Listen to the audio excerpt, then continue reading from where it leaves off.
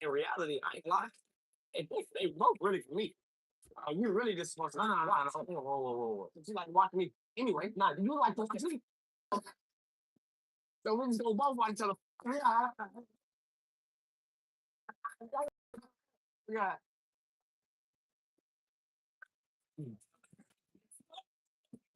She said no smoking or vaping. Ain't none of us got a smoke or a vape. I do it. Can I do let's do a lane for all of us? Say it again. What's the difference? Okay. Each other shoes. Charge $7 for the shoes. If you guys are bigger playing, that's gonna be higher. That's gonna be more cost effective. How does do that? How many people are you gonna by the hour. Everybody. The mic is static.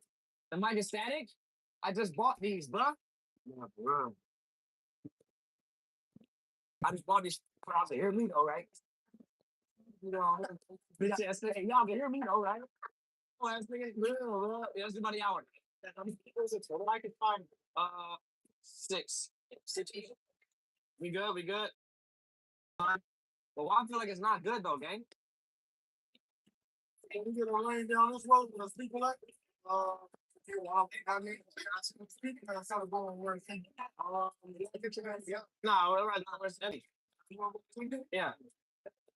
Yeah, because I ain't gonna lie. We probably need to get back to home. You know, we get some more. I don't know over there though, but you like taking it. Nah. So we need to what we do is we need to score away from all the and get to where the crap. Bro, you just basically call me in a good way. Am I right or am I right? No, you wrong. Anytime you see this with someone, who we with? I did. You. So, so basically, I'm like, hell no. Uh, anytime. Oh, sorry. Like, we don't want no. I ain't really pay it. It's gonna be 140. Right now, give me a dumb shot. Let's go to the bar. Yeah. Hey, we gotta get our shoes. Give me a 7-8. Huh? Man, get your you are a size 5. Grown man wearing a size 5. Well, yeah, why you yelling about some job? Huh? You heard about grown man wearing a size 5. All my joints too. Top of the AM, J Rock. What's the deal? What's the deal? Hey, J Rock, tell me why Champ broke off his chain last night. And man, as soon as I walked to the backyard, nigga, 2 chickens RIP'd on the ground. Dead homies.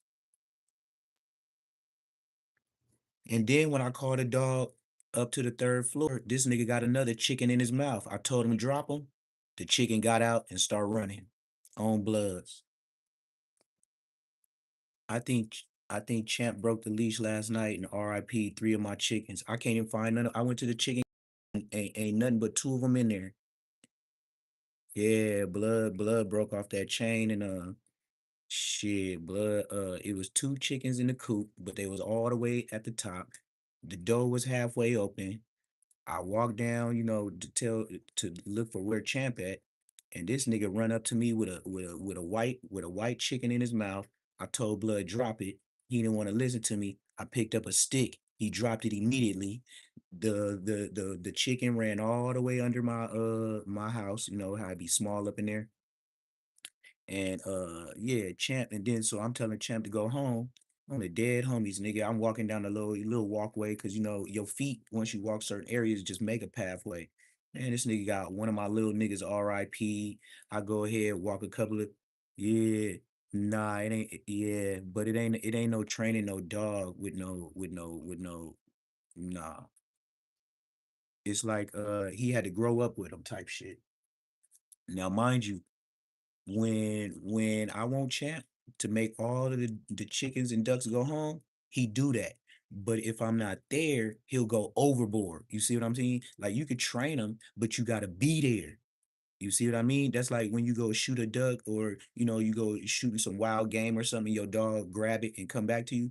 Well, what if you wasn't there? He would grab it and then he would fuck over it. He wouldn't bring it back to you. You know what I mean? So it ain't about the training. I just had to be there because a dog is still a dog. It's an animal. The dog is only going to do what he knows by nature, but you got to be there to guide him because he like a 2-year-old. So yeah, I took a loss this morning, man. I don't even know how much more I lost, but shit, I only had 9 chickens back there. I had 2 ducks. Now I got the little homies in here that's the one that's making all the noise and stuff right now. But yeah. But I already knew I like what I needed to do was I needed to buy a fence, right? So Champ would be I got a big backyard, right? But if I buy one of those plastic, not even plastic, I don't know what you call it, but it's kind of like chicken wire, but it's not chicken wire. It's more plastic. So if I gotta buy like at least like 200, 300 feet of it, right? Cause my yard big. So I can't be buying like little apartment shits. Like I got farm backyard. So I need to buy like one of those plastic gates that I could put in the ground. Like say I could put like say if I cut some trees in my backyard and I put stakes in the ground, like poles, then I need that plastic fence shit to block all my chickens in. Like my chickens and the dog, he ain't gonna bust through it to try to get to my chickens.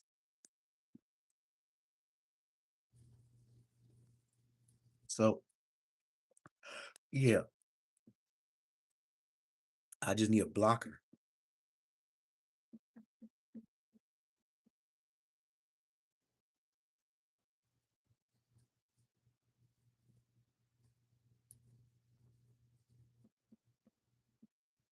Hold on. Let me play this. I feel like I'm finna throw up. Hold on. Number 78. Huh? Fix AB mic. Those mics are bad. Ow, these are the most expensive mics. Maybe your phone's learn how to fix that mic. Which mic is it? Say testing. Test these balls. Test these balls. Mic sounds bad. Got a lower gain static when y'all yell. It's picking up everything. What? Is my mic bad? So whose mic is it? Nah, my mic Gucci, okay? Testing. Man, I hope this nigga mic fucked up. Maybe if I get some head, they'll know. If I get some head, they gonna know like whose mic it is. Make I know that it is. Now we do that. You do that for me. We do that because they really know who should fuck up based on the email. We can definitely do that. Lower the audio. No, I'm a size 8. So he like a size 3.5. Man, chill out, bro. Chill out, gang. Thanks, bro.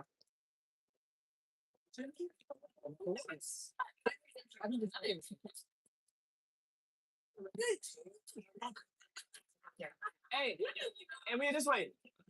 This way. All right. So J Rock, you still here? He probably gone. But yeah, I don't know if you hear J Rock, but like I said,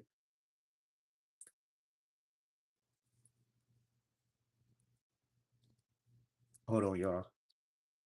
Yeah. So I just went to the backyard right now. And I went to the backyard. Look, hold up.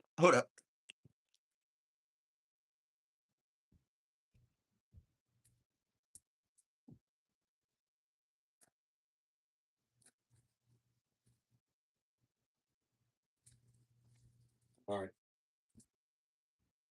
Don't mind me. I was hanging out last night. I was hanging out last night with I was hanging out last night for with the homies. I was off that yada. I don't do yada. I don't do nothing. but the homies was on me. I know a lot of brims out here. So yesterday I was with the hold up.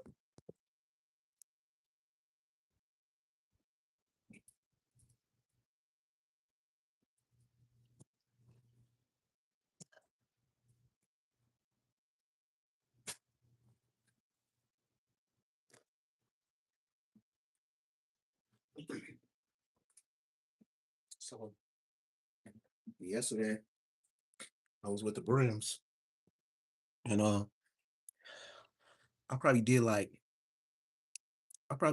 two pick lines. Like I said, I don't do much.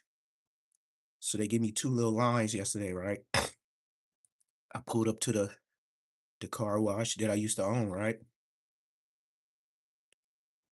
You burnt out.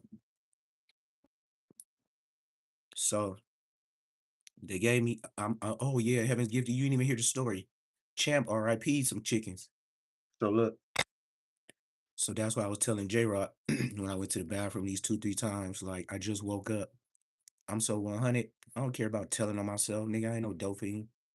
So that's how you know I'm a real nigga. I never lie to you. So I did about two pick lines and I was zooted. Whoa. So I come home yesterday and I was like, fuck it, man. I said the chicken coop is not all the way closed, but I don't have the energy to go lock up Champ all the way on the thing. So I locked him up in the front, but it's a frivolous ass chain. So me thinking, I'm an early board. As soon as I wake up, I'm gonna just go ahead and lock Champ up and call it a day. When I wake up to take a piss, I'm already putting my hoodie on, right? So I'm putting my hoodie on. I'm up taking a piss, and then something tell me, go look in the backyard, see what Champ doing. Champ over there chasing chickens, not chickens. He chasing a white chicken, and this is the white chicken that acts like a person. This is one of my rooster chickens to where when I come down the stairs, this nigga runs to me. On the dead homies, he used to run from me, but I saved him twice from Champ RIPing him. So whatever this chicken got in his heart, he know I saved him on Bloods. Well, my rooster was in Champ mouth when I went to the backyard. And I told this nigga, drop him. And he just stopped, but he looked at me. I said, drop him. He just stopped and he looked at me. So I pick up a stick. He dropped that motherfucker. The chicken started running one way and Champ started laying down like I'm finna beat him like a slave. He just lay down on the ground. I ain't never whooped him though, but he just scary. I ain't never went to whoop Champ with nothing. He just pick up a stick and he gonna act like I did him like a slave. I ain't never hit him. So he get down on the ground, the chicken run. So I put Champ on a bigger chain. So what I was finna tell you right now, in the backyard, out of the 9 chickens, when I told you I was finna throw up the first time, I seen 4 chickens pop out the cut. I seen my expensive 2 gray ones, the exotic ones, they alive. Uh Champ RIP, one of them pretty ones.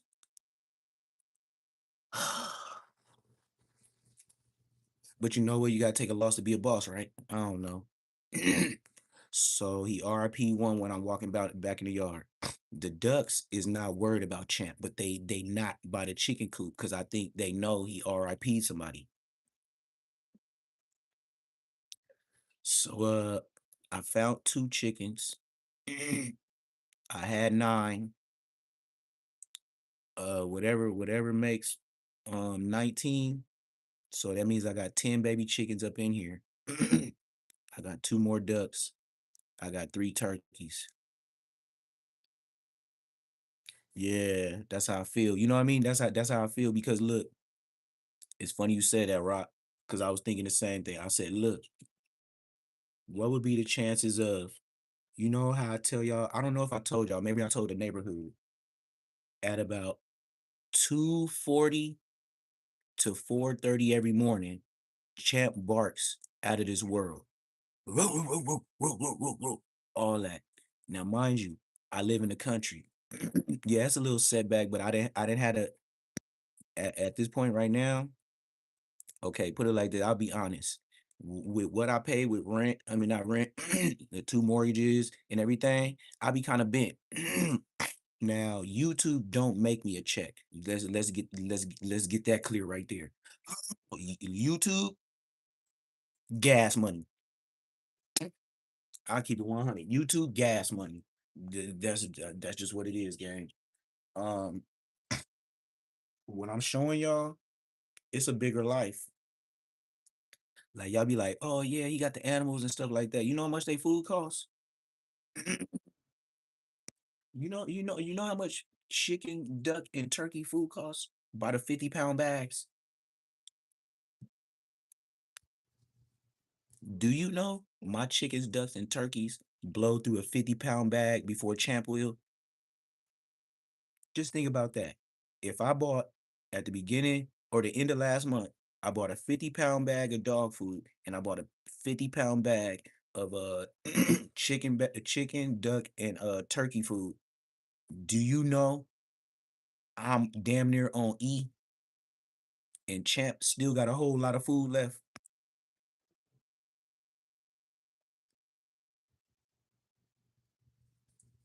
Yes, sir, gang. So like I said, man, once I put Champ on the chain, I seen four of my chickens just hop out. And then when I left the backyard, I heard one of the chickens like making a sound, like doing a call. So, hey, I ain't a bird. I don't know nothing about no bird. I don't know nothing about no dog life. But I know when I went out there to call them, nobody came to me like that. Like Chet, he fucked up the streets. But as soon as I put him back on that chain, and I came up here to do this live, and then I started chopping it up with you, J Rock, and then whoever else was in here. I went to go use the bathroom. I mean, I went to go throw up right now. Like I said, like my body. This is what I would say about my body. Like I tell the truth out my mouth, my body do the same. Okay, you know how people be having bad hangovers and stuff like that, be all fucked up the next morning. Yeah, nigga, I was drinking like Adrian Broner last night. So I probably left the live on. I don't remember. I don't remember. All I know is I was going live and I was playing music and nigga, I crashed out. I don't remember y'all. I don't remember too much last night. I just know I went live playing music and I crashed out and shit. I woke up and YouTube said they gave me a green sign. They didn't give me no copyright strike, nothing. So I must have did something right. But even though I had like 200 viewers, that ain't no money. So yeah, I crashed out and went to sleep. So the first thing I do is like I wake up, my body is I'm very in tune with my mind and my body. My body, when I got up, I was like, oh man, what's up with my chickens? But my body was like, oh, let's get rid of this bullshit you was sniffing last night. Like my body does that, gang. Ever since I was a kid, my body rejects drugs. Like I can ride it, but if my body doesn't feel like this is what I'm supposed to do, I would throw it up right then and there. Like I didn't had a couple of times where niggas be like, "Hey man, try this." Woo, woo. I be like, "Man, I don't fuck around." They be like, "Man, it's that yada, man." Woo, woo, woo. And I be like, "Yeah, yeah, yeah." So even in the hood, when the homies used to tell me they have it, and this damn not like forcing you to do it. So since they damn near like homie love forcing you to do it, I be like, "All right, nigga, since you pressing me, make it the size of a toothpick." That's what I tell everybody, cause I don't use. So I'll tell them make it the size of a toothpick. I be thinking in my head if it's the size of like I don't know, maybe if it was fent bent, maybe I would have been out of here. But I be telling everybody make it the size of a toothpick. If it's bigger than a toothpick, I ain't doing it, gang. I'm gonna tell you it's too much, gang. I'm the dead homies. I ain't doing that shit, gang. I told you I don't even use this shit, so you should respect that I even asked you for a toothpick. You know how long a toothpick is? You know how skinny it is? So you can't say I didn't do nothing, nigga. Give me a toothpick size, nigga. Other than that, shut the fuck up. So I woke up, and that's the first thing I had to do is throw up. Like I got on this live and started talking to you, J Rock, and my body told me I had to throw up.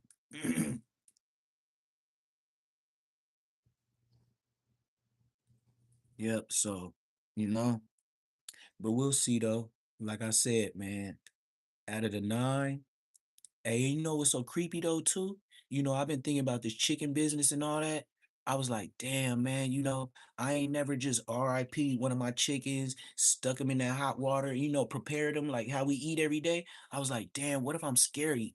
I was like, what if I'm scary to take the feathers off and this, and that? You know what I mean? Because I ain't never been a farmer before. Not scary like that, but yeah, scary like that. You feel me? Yeah, I am. I am, gang. So look, so you right, J Rock. I'm glad you still listening. So look, so I thought I was gonna be scared of a dead chicken or something like that, right? I was picking up the chickens by their feet like it was trash, gang. I picked up the chicken like they was trash, gang. And you know what? I got so comfortable, I put them in a trash bag and I ain't even put it in the trash, so I don't know where it's at in the backyard. For sure, for sure. But yeah, so you know, I thought I was gonna feel some type of way from RIP chicken, but it felt like just like it's like you don't even have a connection. I mean, you have a connection with the chicken, but it's not like a I don't know how to explain it. It's not like your family pet. It's like in your head, you don't look at the chicken like a pet. So even if they RIP, you be like, damn. But you don't be like, damn. You know what I mean? Like, that's your little homies. But that's the first time I seen one of my animals RIP, and I was just like, damn. And then I picked it up by the feet like it was nothing and just put it in the trash. I'm still tripping on myself about that. I thought, you know what I mean, I was gonna have some connection. I thought that, you know what I mean, me and this, because I raised him since a baby. But even to see him RIP'd, all I was like, damn, blood got gray eyes. How long he been out here? Probably since late last night. Champ just RIP'd the nigga and kept going. He was trying to get more. Like I said, when I went to the backyard, he had a chicken in his mouth. I told him to drop that bitch twice. He didn't do it. I picked up a stick. He dropped it immediately, and the chicken just ran off. I was like, "Oh, blood!" So I let the chicken ran off. So then I put a champ on the chain, and I went back to go see if the chicken was all right. Blood tried to fake dead. The chicken tried to fake dead until I tapped him one time, and then I did the sound, and then he popped out of it, and he was like, "Oh, it's you." And I tried to call him to come to me, but he wasn't fucking with me. He fucked up. Like he probably feel like he got shot or something. But like I said, I looked in the backyard. I seen about four of them. So out of nine, I know two of them RIP. So four out of seven left. We'll see what's up. One thing about chickens, ducks, anything, they might be gone, but in their head, they know where home is. So it's like, you know how you be saying like birds, they know how to fly down south. Yeah, birds, once they know where their home is, they don't leave, gang. They even if they went to the next yard, like some trying to RIP them, they still gonna come back. So we'll see what's up, gang. I'm finna play this Adrian Brunner. Y'all have a good morning, man. I ain't gonna be talking much. I'm kind of fucked up right now. What is that way to say? Hey, look, Manny, I don't know which one I own.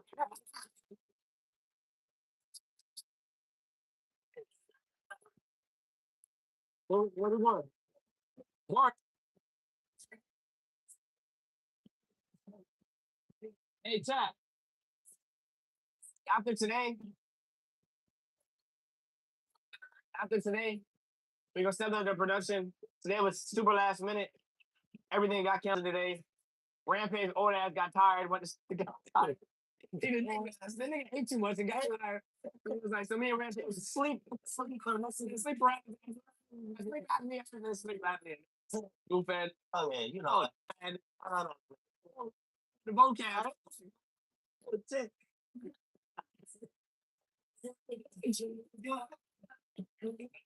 So, um, yeah, he was on the UFC stream. And he said to gift the kick. He's still there? No, he was tired, gang. Hey, oh, come on, man. Come on, hey, we were supposed to have a bunch of girls come to the crib, to the concert crib later today, but not everything gonna go as planned. Some shit get canceled, so I was like, you know what? Let's just make do with what we got, and let's do a double date then. You did, so we gonna draw our time. You did it for you? W's in the chat. Let me do Julio. What's those on? It's AB's mic. Appreciate the kick. Me and you to go. Okay. I say my big, the mic. Okay, what do you go? Whose mic is it, gang? You know what I want. The backpack, chat. I have the book bags. I'm gonna activate it after the stream today.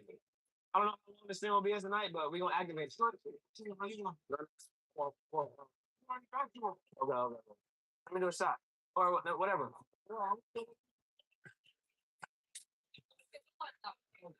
They said they look boring. Well, they definitely not boring.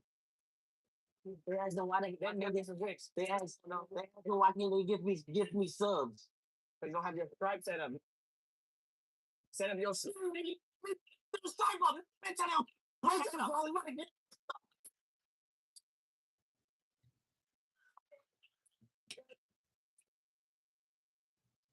Oh, for real, bro. For real. So I'm telling you, lazy set up his Stripe. Stripe is what you use to set up on the back end so you can get paid, so you can get gifts. I even gave this to my manager to set his and Mercury to set his shit up. We need the info. Just don't respond. You're not gonna get in your bank account if you don't respond to them. They get your info so they can set it up for you. Goofy, bro. You split every dime with me.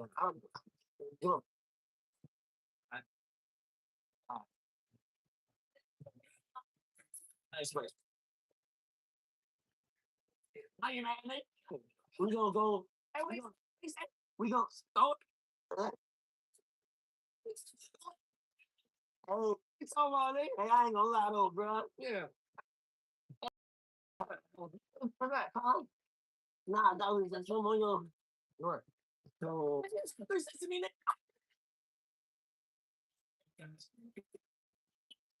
come on, bro.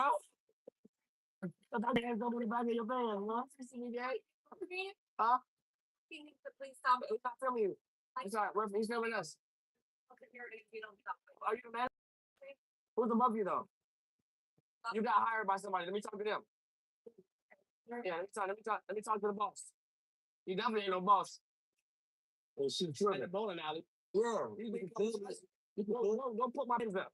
Yeah. What you talking about? Shoot me in, bro. Can I get I said, damn. Rude. Rude as can you get our name? Yeah. Make the room, bro. Why you get so rude? They don't like short. It must not like short or come on. Oh gosh, she got an animal now, you know. Or it might be all three. You know I'm a little sensitive about my weight. It might be all three, y'all. You know I'm sensitive about my weight. I think it's gotta be. I'm not trying to be a problem at all. It probably is picking us out. Can you put ice in? Could I have the ice and coke there?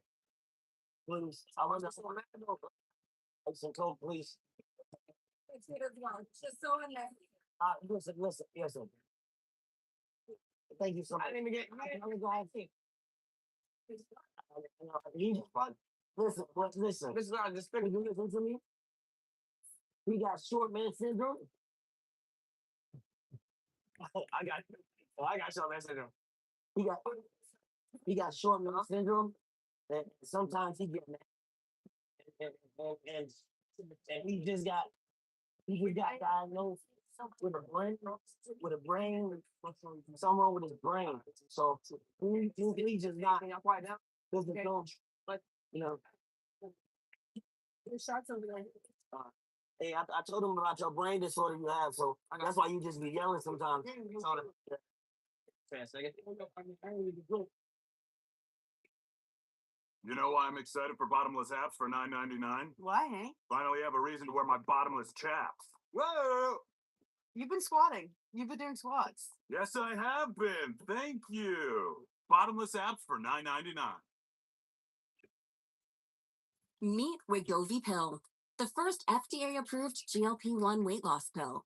Lose weight and keep it off with the new once-daily pill from Wegovy. People taking Wegovy pill lost over 30 pounds, and some lost over 47 pounds. Proven results in a little pill. Don't take if you or your family had MTC, MEN2, or if allergic to it.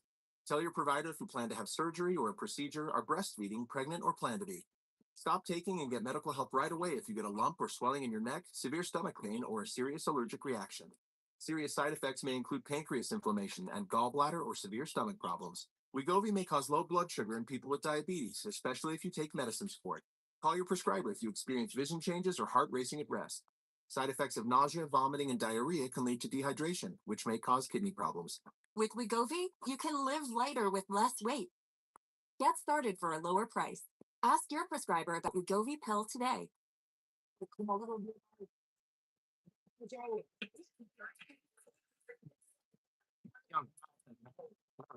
It's a power trip. No, for sure. That's all that is. We call it this one. Lay down. Go let's take a shot. Hey, shot. Take a Hey, cheers to more life. Hey, cheers to somebody get nice. Who get hugged Wait, so we gotta get out or what? No, I don't think I think you will. What? Get out the bars. We're being too loud. What do you think? It's good. Good. All right. That we good. There you go. Tomorrow. I ain't now see you. It's long as with them. We got in on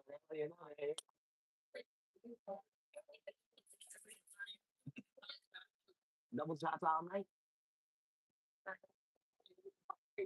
Double shots all night, man. Hey, chat, y'all want me to drink my whole cup or what? Hey, chat, y'all want me to drink my whole cup or what? Me to get drunk? Type 2 with him. To get drunk. Yeah, girl. They gonna do what he do regardless, bro. I can't make it. You know, I was like, Friday, because you know I brought these two girls, and you know they both mine, and I'm both no, I thought we had a package. We don't know who they going with tonight. No, I'm just I'm Friday though, because you ain't drink all day. It's your first drink of the day. Yeah. Because you usually wake up on you wake up and drink. Right. You know what I mean? That's growth though. That's growth. Yeah. All the gonna stop all day. So, hey, I'm doing something that you can't do. You can't grow no. All right. Yeah, don't mind. Who's these? Nah, don't mind. Oh, that's mine. You hold me. No, don't mind. These yours. This is how it is. Got a 3.3. You got a 3.5. Nick. Hopefully. I told you, Nick. Your feet small as crazy. Oh, that's why I get all Jordans. Yeah.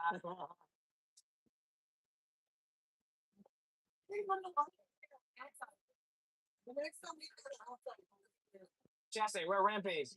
That got tired. That got tired on it. Chat Rampage. Sleep right now. Melatonin. Called that itis. Oh no. Oh wait. Did they tell the lane? Did they tell the lane?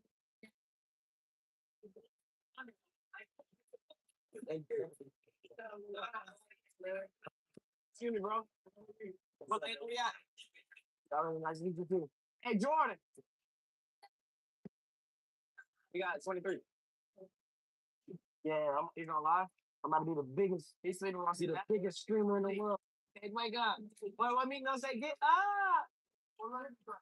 23. That's it.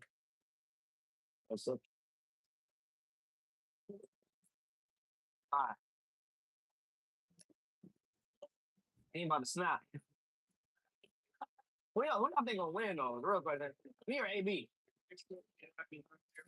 Well, I feel like AB low-key good at this game. So I feel like you low-key good at this bowling.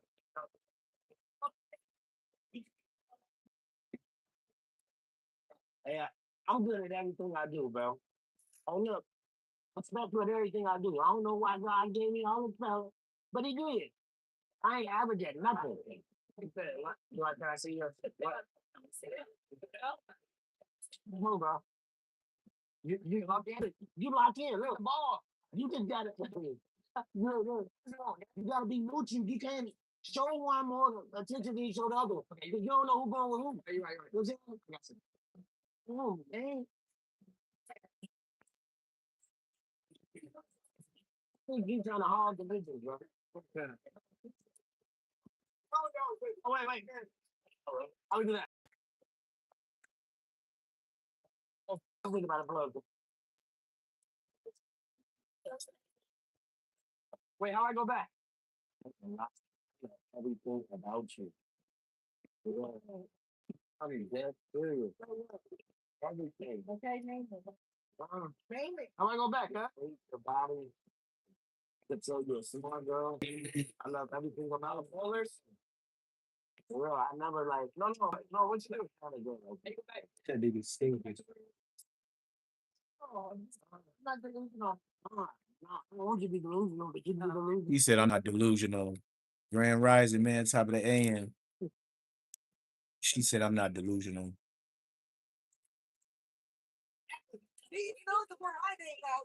All right, we finna switch it up, man. I don't know what I missed yesterday, man. Y'all gotta tell me where to go. I wasn't on YouTube yesterday. I was in the streets. I can't even lie to y'all. I don't know what happened on YouTube yesterday. I was in the streets. Come on, gang. What's up, this bitch? So I'm number one. I hate when your computer just on some slow shit like a granny. The fuck taking so long? It acting like it just waking up just like me. Wake your ass up, computer. 'Cause I ain't gonna lie, man. If I didn't get up to grab this water, y'all would have still been watching Adrian Broner on his drunk shit. Look, speaking of the devil, what I missed yesterday, man. Big Banks podcast. Okay, yeah, Poetic Flocko. We just gonna go ahead and watch him. Hey, Takashi 69, he disrespected you, nigga. Man, you shouldn't have never went to go talk to Takashi 69, man. That nigga, y'all called him the rat first. That nigga's in all right to roast you niggas. That's why everybody listening. That's why everybody listening to 6ix9ine. Because when everybody told on him and he told on them, y'all did say he was wrong. YouTube, Now, Snapchat. This is the money. this is what I will say. 6ix9ine, he is Mexican. So I know a lot of black people be like, yeah, he told on black people. Yeah, that's why they did 6ix9ine like that. But it still don't take away from everybody else snitching just like 6ix9ine did. Let's go. Destroyed and exposed Big Bank and the hypocrisy of the streets in his recent interview they just did. The reason why it was so bad for Big Bank is because 6ix9ine cornered Big Bank and put him in a situation where he had to defend the indefensible. Big Bank's kind of opened himself up to what was to come. When the first question out of his mouth to 6ix9ine was, why do 6ix9ine wake up thinking about other men? Those other men were 21 Savage, Young Thug, and Atlanta rappers who criticized him. First off, we gonna get right into it. Why you wake up with me on your mind? That's what I want to know. So I got this. So when I wake up, right? I don't wake up with it on my mind. I wake up me responding to, right? I'm from New York. I feel like a lot of rappers, they wake up and mention 6ix9ine. They not from New York. When Meek Mill mentioned me, right? When Meek Mill mentioned me, he not from New York. When Lil Durk mentioned me, he not from New York. When King Von mentioned me, he not from New York. When 21 Savage mentioned me, he not from New York. Why do they got an opinion on my life, my case, not being from New York or having anything to do with my case. You know, in the same raps. That's the mistake that Big Bang made, defending the indefensible. You are critiquing 6ix9ine for speaking on 21 Savage and other grown men, and then the first thing out of your mouth when 6ix9ine says, "Nah, they spoke on me first," is, "Well, y'all in the same field. They can." That's just like that's not even like logically consistent, right? That's illogical. And you can't critique 6ix9ine for speaking on 21 Savage and Young Thug and others. Well, when 21 Savage was on your show, bringing up 6ix9ine unprovoked. Got the voice. How do you not get destroyed from the internet? I don't think they can destroy you if you just keep going. I'm not saying destroy you to the point where you go from 100 to 0, but they could take you from 100 to 40, 50. For sure. Holy quick too. Yeah, let the wrong narrative get the going on. What I'm saying, what about the fight through them narratives though? Because you got to fight through them narratives. Still ain't getting no money like that, like they were. Still ain't getting no money like they were, like the rap one. Who was wearing lace fronts? Who the told in New York, man? Who told all them New York? The Mexican. Oh, you say the internet took his. I think he just stopped because he can't go. Ain't no gas in the car. What you mean? You just stopped. You know what I'm saying is, bro, you not getting what I'm saying.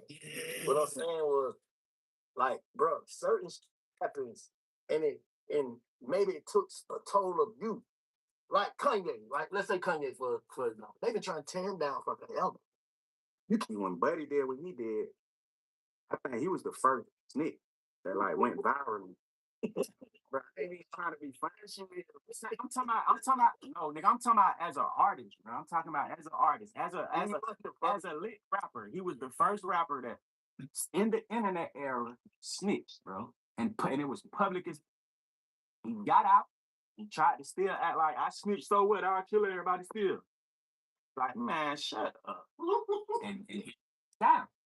So from a viewer perspective, because 6ix9ine played this clip before he got into 21 Savage and before he started talking about 21 Savage, he played this clip. And people got to see, well, Big Bang is trying to police how 6ix9ine speak about 21 Savage. He's trying to shut down the conversation. Man, I ain't here to speak about nobody else. But he allowed 21 Savage and others to speak on 6ix9ine. Now, when 6ix9ine started to grill Big Bang about 21 Savage, Big Bang looked crazy because 6ix9ine provided the information, put it on the screen. And there was a point where 6ix9ine asked Big Bang to read what's on the screen, and Big Bang deliberately skipped over the part that would make 21 Savage look crazy. Does 21 Savage have a U visa? How is he in the United States right now? Right? 21 Savage is here off a U visa. You know what's a U visa? Here's the definition of a U visa. As of October 2023, 21 Savage, Shia Abraham Joseph is a law resident of the United States. Successfully long-standing immigration saga. Time to rising. While he reportedly filed for a U visa, what the f is a U visa? Man, much love. While he reportedly filed, Hey, man, a U visa in 2017. Following a 2013 shooting incident, his legal status was ultimately adjusted to permanent resident after a year of proceedings. What 6ix9ine is talking about is actually facts. WAC 100 actually posted 21 Savage U visa agreement a few years ago after their Clubhouse argument. But 21 Savage was arrested by ICE and detained. Now, Jay-Z and Roc Nation hired 21 Savage, a powerhouse attorney that got 21 Savage a bond. While 21 Savage was out on bond, fighting his immigration and fighting deportation, the powerhouse attorney was able to secure 21 Savage a U visa agreement. What the U visa agreement says, you get to stay, you get status, you get a work permit. In exchange, though, you agree to testify against somebody who victimized you. So because 21 Savage was a victim of a shooting that left his homie dead and him almost dead, he qualified for that. But in exchange, though, he has to agree. Now, that don't mean he's cooperating actively, but he has to agree that if the person, who shot him is caught, he has to agree to testify and cooperate against that person, he would also have to provide certain statements about him being shot, such as where he got shot, how he got shot, what the person was wearing, etc., etc. Now, he could have easily lied to them, but still in all, you still sign your name on a dotted line that you agree to snitch when it's time to snitch. So 6ix9ine is pointing that out like, hold on, 21 Savage got a U visa agreement. I haven't heard Big Bank and others call him out on this. Why? And because Big Bank and 21 Savage is cool, Big Bank really suffered, like combating 6ix9ine and rebuttaling this, and it made him look crazy because all we saw was him making excuses and picking and choosing and politicking what's snitching and what's not snitching.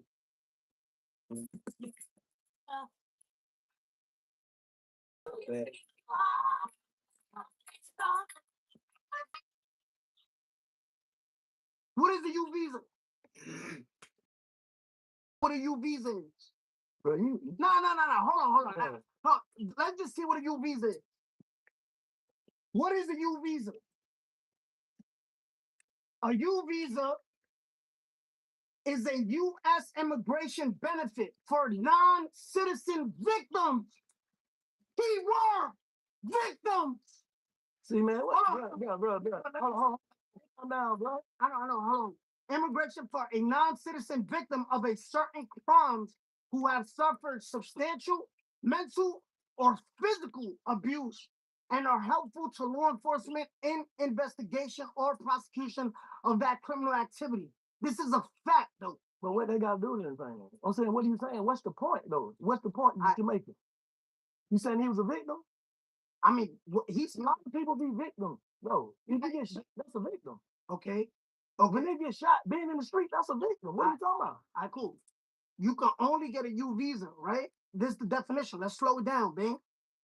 I know it's cut up. Sometimes the truth is just too much. Bro, what I'm saying, that said, U visa benefits from non-citizen victims who have suffered from certain crimes. Okay, basically, don't finish it. This is the key word right here. Read that slowly for me. Now, read it out loud. Let people... physical abuse and or physical, mental or physical abuse and are helpful to law enforcement in the investigation of... What you going to know that? That's what you got right now. Big Bank heard 6ix9ine explain what a U visa is, explain how 21 Savage got the U visa, explain the stipulations of the U visa, read exactly what read the paragraph. Big Bank then reads the same paragraph and stops short of when they said you gotta cooperate against the person who victimized you, man. Again, if Big Bank would have said, hey, listen, man, which he eventually did so, I do give him credit. If would have said, hey, listen, man, man, I'm not here to defend anybody who snitched or not, bro, right? Listen, if you got proof they snitched, tell them to come and defend themselves, man, all right? Because if they snitch, they snitch. All right? I don't give a damn, right? They, don't steal my partners. That would have been better. But because 6ix9ine cornered him, he just couldn't just lay down or lay over and have 6ix9ine just call them rat for the entire 2-hour interview. Because in that situation, now after this interview, now 21 Savage is mad at him for allowing 6ix9ine to just call him a rat and not vouch for him in front of 6ix9ine. But not vouching for 21 Savage when you think he did wrong would have been much better than Big Bang just playing dumb. I think at some point, 6ix9ine read exactly what was on paper very slowly, and Big Bang responded back, what you mean? Just playing dumb. What that mean, though? Bang. 21 Savage got a U visa. That means he was a victim in a crime. This is Bang.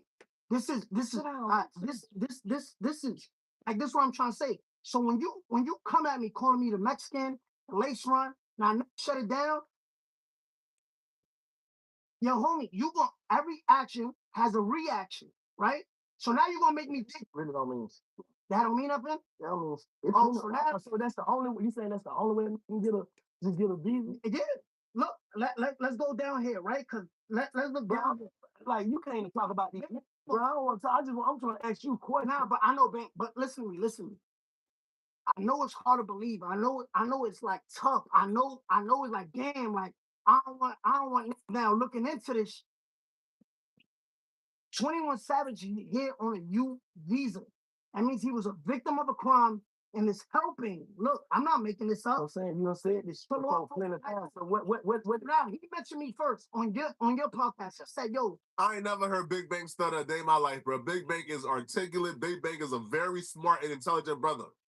When 6ix9ine gets to cooking to us, and Big Bang gets to whoa, hold on, bro. Hold on, man. This ain't Wawa, man. Right? They don't got Wawas in Miami, homie. They only got Wawas on the East Coast. Okay? So, whoa, now hold on, bro. Just a minute, hey, man. Yo, and at some point, Big Bang said the craziest stuff, bro. Oh my, yo, this was so freaking insane. Big Bang tries to make an excuse for the Atlanta rats. So his excuse was, well, you told and got all of your co-defendants 100 years collectively. These other Atlanta rats, they didn't do that. Like, they told, but they didn't tell like that. They got some wiggle rooms to their telling. Right? Some of them, right, only gave information to the police. We can't even identify who got arrested and went to jail for the information they provided, but they provided information, though, they told, right? They tried to get folks locked up, but nobody got locked up, so, there's some wiggle room there. A 6ix9ine walked him back in the corner. Are you saying there's degrees of snitching? Are you saying telling on one person is fine, but telling on 5 is not fine? Are you saying, like, telling on 5 is worse than telling on 1? 6ix9ine walked him into a corner that, like 6ix9ine is intelligent, and he knew that Big Bang can't just outright say, yeah, telling on one person, right, is objectively better than telling on 5. He knew he couldn't say that because the rules of the streets, that's illogical, says that's not the case. And if Big Bang would have said that on camera, folks would have woke up today looking at him a little crazy. At this print, we print signs so people can see. Signs so people can see your business. Here. See it here. See it here. So you stick it out. Even when they're You niggas tell it collectively. Oh God. Because it's like, bro, you can't compare yourself. I'm gonna keep it brick. You can't compare yourself, but you got over 100 and some years, man. That's different than all this you talking about. There can be nothing word that's locked up. But hold on, I'm gonna keep it a break with you. Like, so that's an argument. Who got over 100 years though? I'm saying all them collective. That's 100 and some years. you just making that up. You want to pull it up? Google it. How much time did what's the name of the people get collectively? It's over 100 years, bro. That's But you saying like me. Oh, matter of fact, listen. I love this, y'all. I love this. I'm just saying that's a difference though. I love this though. Remember what he's saying and clip it back. I want y'all to rewind this when I pull it up.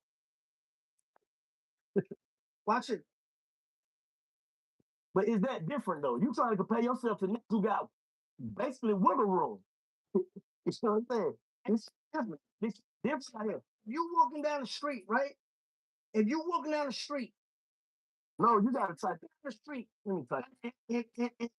and a big brolic dude smack your girl and one scrawny dude smack your girl, what you gonna do? You can't treat somebody different. I can't treat the scrawny different. Not everybody get the same treatment. A rat is a rat, right or wrong. There's no levels to this ratish. Is it? The Gunna discussion was even worse because 6ix9ine pulled up a tweet from 21 Savage where 21 Savage is saying that Gunna told before, and they all knew Gunna told before, but yet, they slid it under the rug for Young Thug. So 6ix9ine pulled up this tweet like, hold on, bro. So all you guys knew Gunna told before, like y'all knew about the Crime Stopper video, but yet y'all hit that under the rug, right, as a favor for Young Thug? Big Bang then tried to say, like that Gunna never told, Gunna didn't tell. The 6ix9ine pulled up the Crime Stopper video where Gunna is identifying, hey, bruh, that man right there, he's the one who really did it, but they got my cousin in jail for it because my cousin had on the same clothes as him, but he the one that really did it. Big Bang read it, seen it, heard it, and had an excuse for Gunna. And this is where I believe that everybody said, all right, bro, we might not like 6ix9ine, man, but at some point, at some point, if you're the only person who's prepared to speak the truth. Like if you're the only person in an interaction who is speaking the truth and being honest, then even though we might like Big Bang more, we might respect Big Bang more, we kind of have to like give this to 6ix9ine. Like, all right, bro, like you got it, man. You got Big Bang. Because Big Bang was put in a position is a lose-lose, man. Yo, you keep it real, you lose your relationships, right? And you don't keep it real, well, you look like this, right? You look unprepared, you look overwhelmed, and you know you look like a hypocrite, right? Again, that's with all due respect, because I rock with Big Bang. Accountability is what I did. My thing is like, yeah, I told, but these niggas sleep with my baby mom, stealing millions, kidnapping me. They did all of this. That's accountability. I said it on the first live when I came on. I wore it. This is what you call no accountability. We knew Gunna wasn't no gangster when he told the first time and we swept it under the rug. You call that accountability? But Gunna ain't tell no person. Oh, he didn't? No. Now, let's watch this. You talking about what? You tell me how this not telling.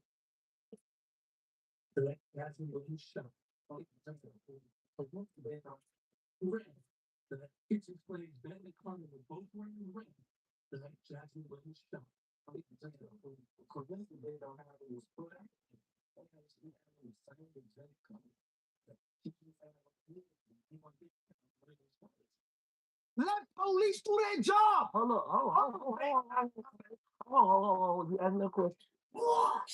Bro, you just stop hitting that bullshit, bro. You just walked nothing down, bro. You just saw the video. Hold up. You said Gunna didn't tell the first. That's telling. You said that's telling? All right. I'm asking you, saying is that telling? Can I explain myself? I'm asking, that's a yes or no. Yes. Okay, and let me want to see how? Yeah, go ahead. You police? Why are you painting a picture for it? It's the streets. What did he say? He said somebody's name? That's a question. I'm asking you a question. Yo, hold on. Just listen. Lord. No, hear the names. No, he said my cousin. That's his cousin name.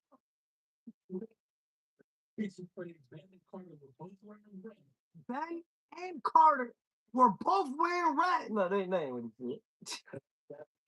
Let me see. That what he said?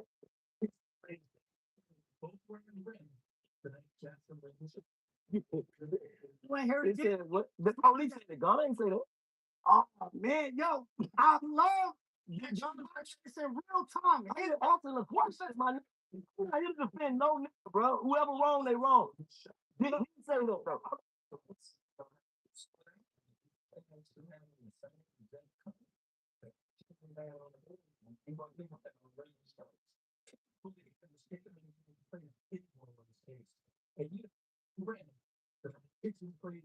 So he over here doing police work, saying, yo, I got the wrong person. Then we find out that 6ix9ine actually paid Big Bang to be there. So Big Bang should have already known if 6ix9ine is that excited, if he is that eager to have you come in, it's gonna be something. So not Big Bang's best performance. He's still a great interviewer, but I feel like in this interview, you try to defend the indefensible and it just came off bad. Now, others have reacted to this interview since it's dropped, and they, share the same sentiment. Charleston White reacted to this interview, and here's what he had to say. 6ix9ine is 6ix9ine have a production team. They have a production line. He's very skilled. He's very tactical in interviews and editing and putting out the good. His team gonna make you sit, make good. He know how to control his narrative. He been trying to sit down with the rap world. He been trying to sit down in the rap world. They've been shunning him. They wouldn't let him in. Mexican boy.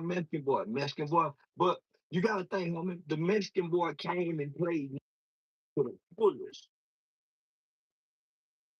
Came and played the fullest. But so check in, right? He grew up with, so he took on us. Come being real with us. So when he give up take his lick, he take his lick. He don't run from the shame of telling. He don't run from it. He come out and man, I did this. He take his lick like a man. He don't come back and still try to build the street. He don't take his lick and say, I done fell from grace.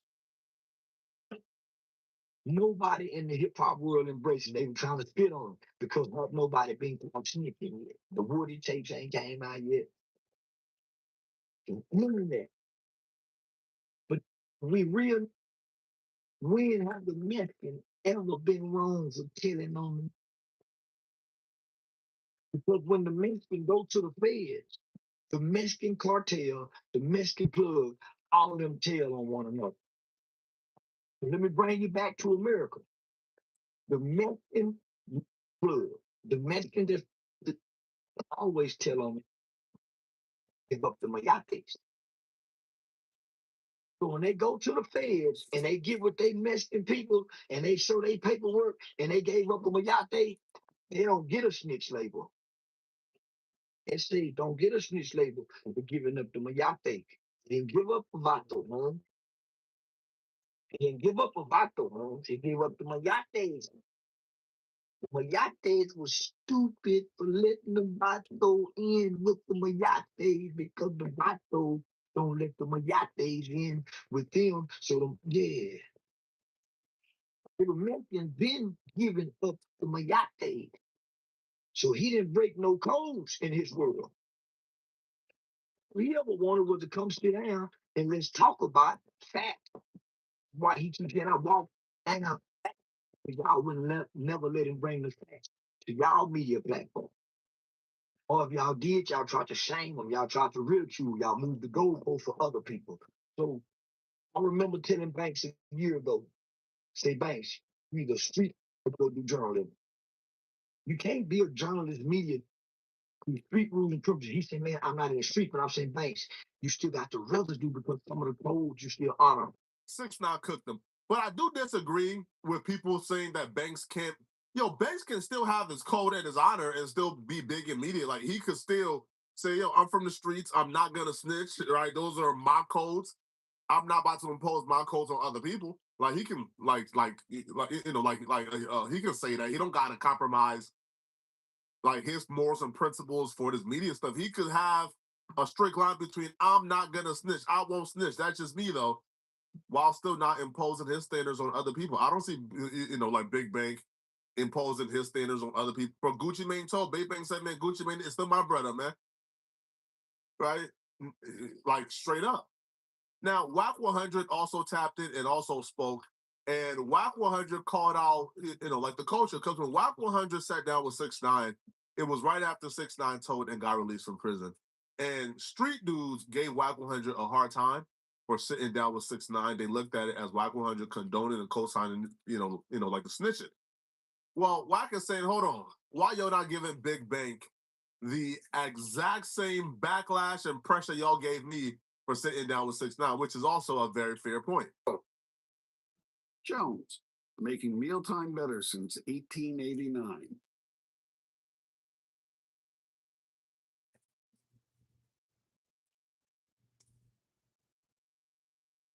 Get help when needed most.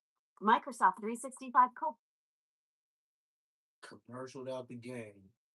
Come on, commercial man. Trying to think of another commercial after this. Pilot, your AI assistant at work is now 15% off for eligible nonprofits. Get started by clicking the link or visiting us at Microsoft. Listen, let's walk this shit down. Like Whack 100 though. 5 years ago, when I get the call from Act, 6ix9ine want to interview with you. You up for it? For sure. What the streets gonna think about you? Nigga, the streets. What I did, y'all heard 21 Savage come on there and say, yo, Whack, that was lame. You interviewed 6ix9ine, everybody talking. When this Valley ninja kicked the door in, when this wolf showed his own path. And to this day, me and little bro, me and dad, you 6ix9ine, whatever you want to call it, we straight, we tight, we solid. Now I look up Big Banks go on there. I want to hear all y'all call him a lame. Because there's no reason to talk to 6ix9ine. He ain't did nothing new but continue to grow and flourishing his career, and ain't been no do this or do this. The people still in jail. Male murder out, ain't said nothing, did nothing, ain't gonna do nothing. Over there trying to figure out where he gonna get his next meal. Listen, man, out there to the kids. What the streets is telling you to do, what you can do, what you can say, what you can't say. You do what you do. In the meantime, go to the App Store, hit nothing but content, go subscribe, and see what's really going on. 6ix9ine. Good luck. And for the rest of y'all, the streets is a myth. Troy Ave burst. I said this in one of my other videos. Yo, we owe Troy Ave a profound apology, man. Troy Ave told us the street was a myth almost a decade ago. No, more than a decade ago. And we laughed at Troy Ave. We called him bitter. We called him all type of names. More than a decade later, Troy Ave was 100%, man. All right. Dudes went from caring about snitching, not working with no rats, to when they homie right, they're like, man, listen, man, but he the homie though. I don't care. That's my brother, man. I'm supporting my brother still, man. We watched somebody in an interrogation footage for 3 hours do a whole lot of telling and writing. Man, that don't matter, bro. Man, listen, man, yeah, bro. Yeah, we heard him give information to the police, but like the police didn't use the information, so it's not telling though. The streets are myth, bro. The goalposts will get moved if they like you, straight up. Y'all let me know in the comment section what's your thoughts on this Big Bank and 6ix9ine interview. Okay, let me know, right? And and if you guys still watching this video and you want to watch another good video, click on this video right here somewhere on my screen to find out how Chud, the despicable rape. And the 827 says Jack 100. Going up like ass spices. On Munchie Can't see team. Yeah. Icon G2 ratchets. New styles, expanded sizes. Only at Harbor Freight.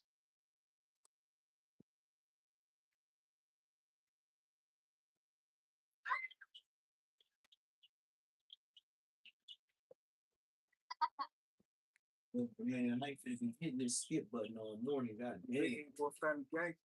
Munchie B, don't put all of them. I was I'm watching all the niggas up there. Munchie B, what he Going up like butt spicy. Yo. It's morals over money. That's all that's it. Yeah. And we back. Munchie and Doe for sure. You know what it is, Dope Boy. It's the Munchie B and Dope Boy show. How you doing, player? Oh man, feeling good. Slept all day. It was time to slide up here. I wasn't on nothing. You gotta get him out of rest. Yeah, I'm well rested after this. Yeah, I did that kind of like yesterday. I got like a lot of sleep yesterday. I got some today. Could have used a little bit more, but then I had a couple little meetings and stuff. So that's why when I hit you this morning, I was like, is we podding again? You was like, oh, absolutely. I was like, my favorite time of the week. It's a pod with my buddy Munchie. So you was at the house resting up. You watched the Tuesday show. I seen the Tuesday show. Hey, hold on. You be dipping in and dipping out or what? Because we be sitting there for a long time. No, I'll be dipping in and dipping out. I mean, y'all had an extensive, because I got the, I'm a member, so I get to see the stuff early. So I seen with the first hour y'all had a conversation about me. I had some rebuttals to some things that was being said on there. So we can talk about it. How you want to jump into it? All right, before we get to that, because I didn't go, how was the pool party? The pool party was lit. Why didn't you bounce out? I sent you the Addy and everything, man. I thought you was gonna pull up on us. No. Next time I'm gonna pull up though. But I'll be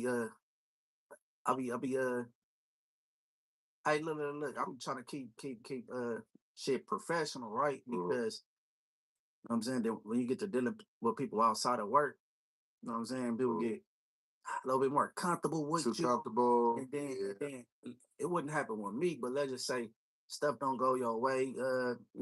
Adam might wake up tomorrow, I want to have sex with robots on OnlyFans, and I do content no more and lay you off, and the person be all mad, like, man, I thought we was cool. We was splashing water at each other at the pool party. You know what I'm saying? We just gotta know it's a work relationship though. But next time I'm gonna pull up though, because I heard y'all have fun though. It was a good time, man. They was taxing on them drinks though, bro. I was with my guy YP. Man, ordered like 2 Long Islands, $52. Is that right? Yes. Mikey had got like 2 beers and it was like $30. I was like, okay. Oh, Adam cheap too. Yeah. So and then they was taxing on that stuff. So we got the the liquor situated after that because we was like, okay, we ain't gonna be doing this. And it was cool. Like, you know what I'm saying? We were streaming. Adam came up there. He was lit. That was my first time really seeing Adam drunk. He's a fun drunk. He was having a good time. So he was doing his thing. It was some cool people. Gangland Neem was in the building. Oh yeah, shout out Gangland Name. Yeah, got to meet bro face to face because I had just did an interview with him over the weekend, so that was cool.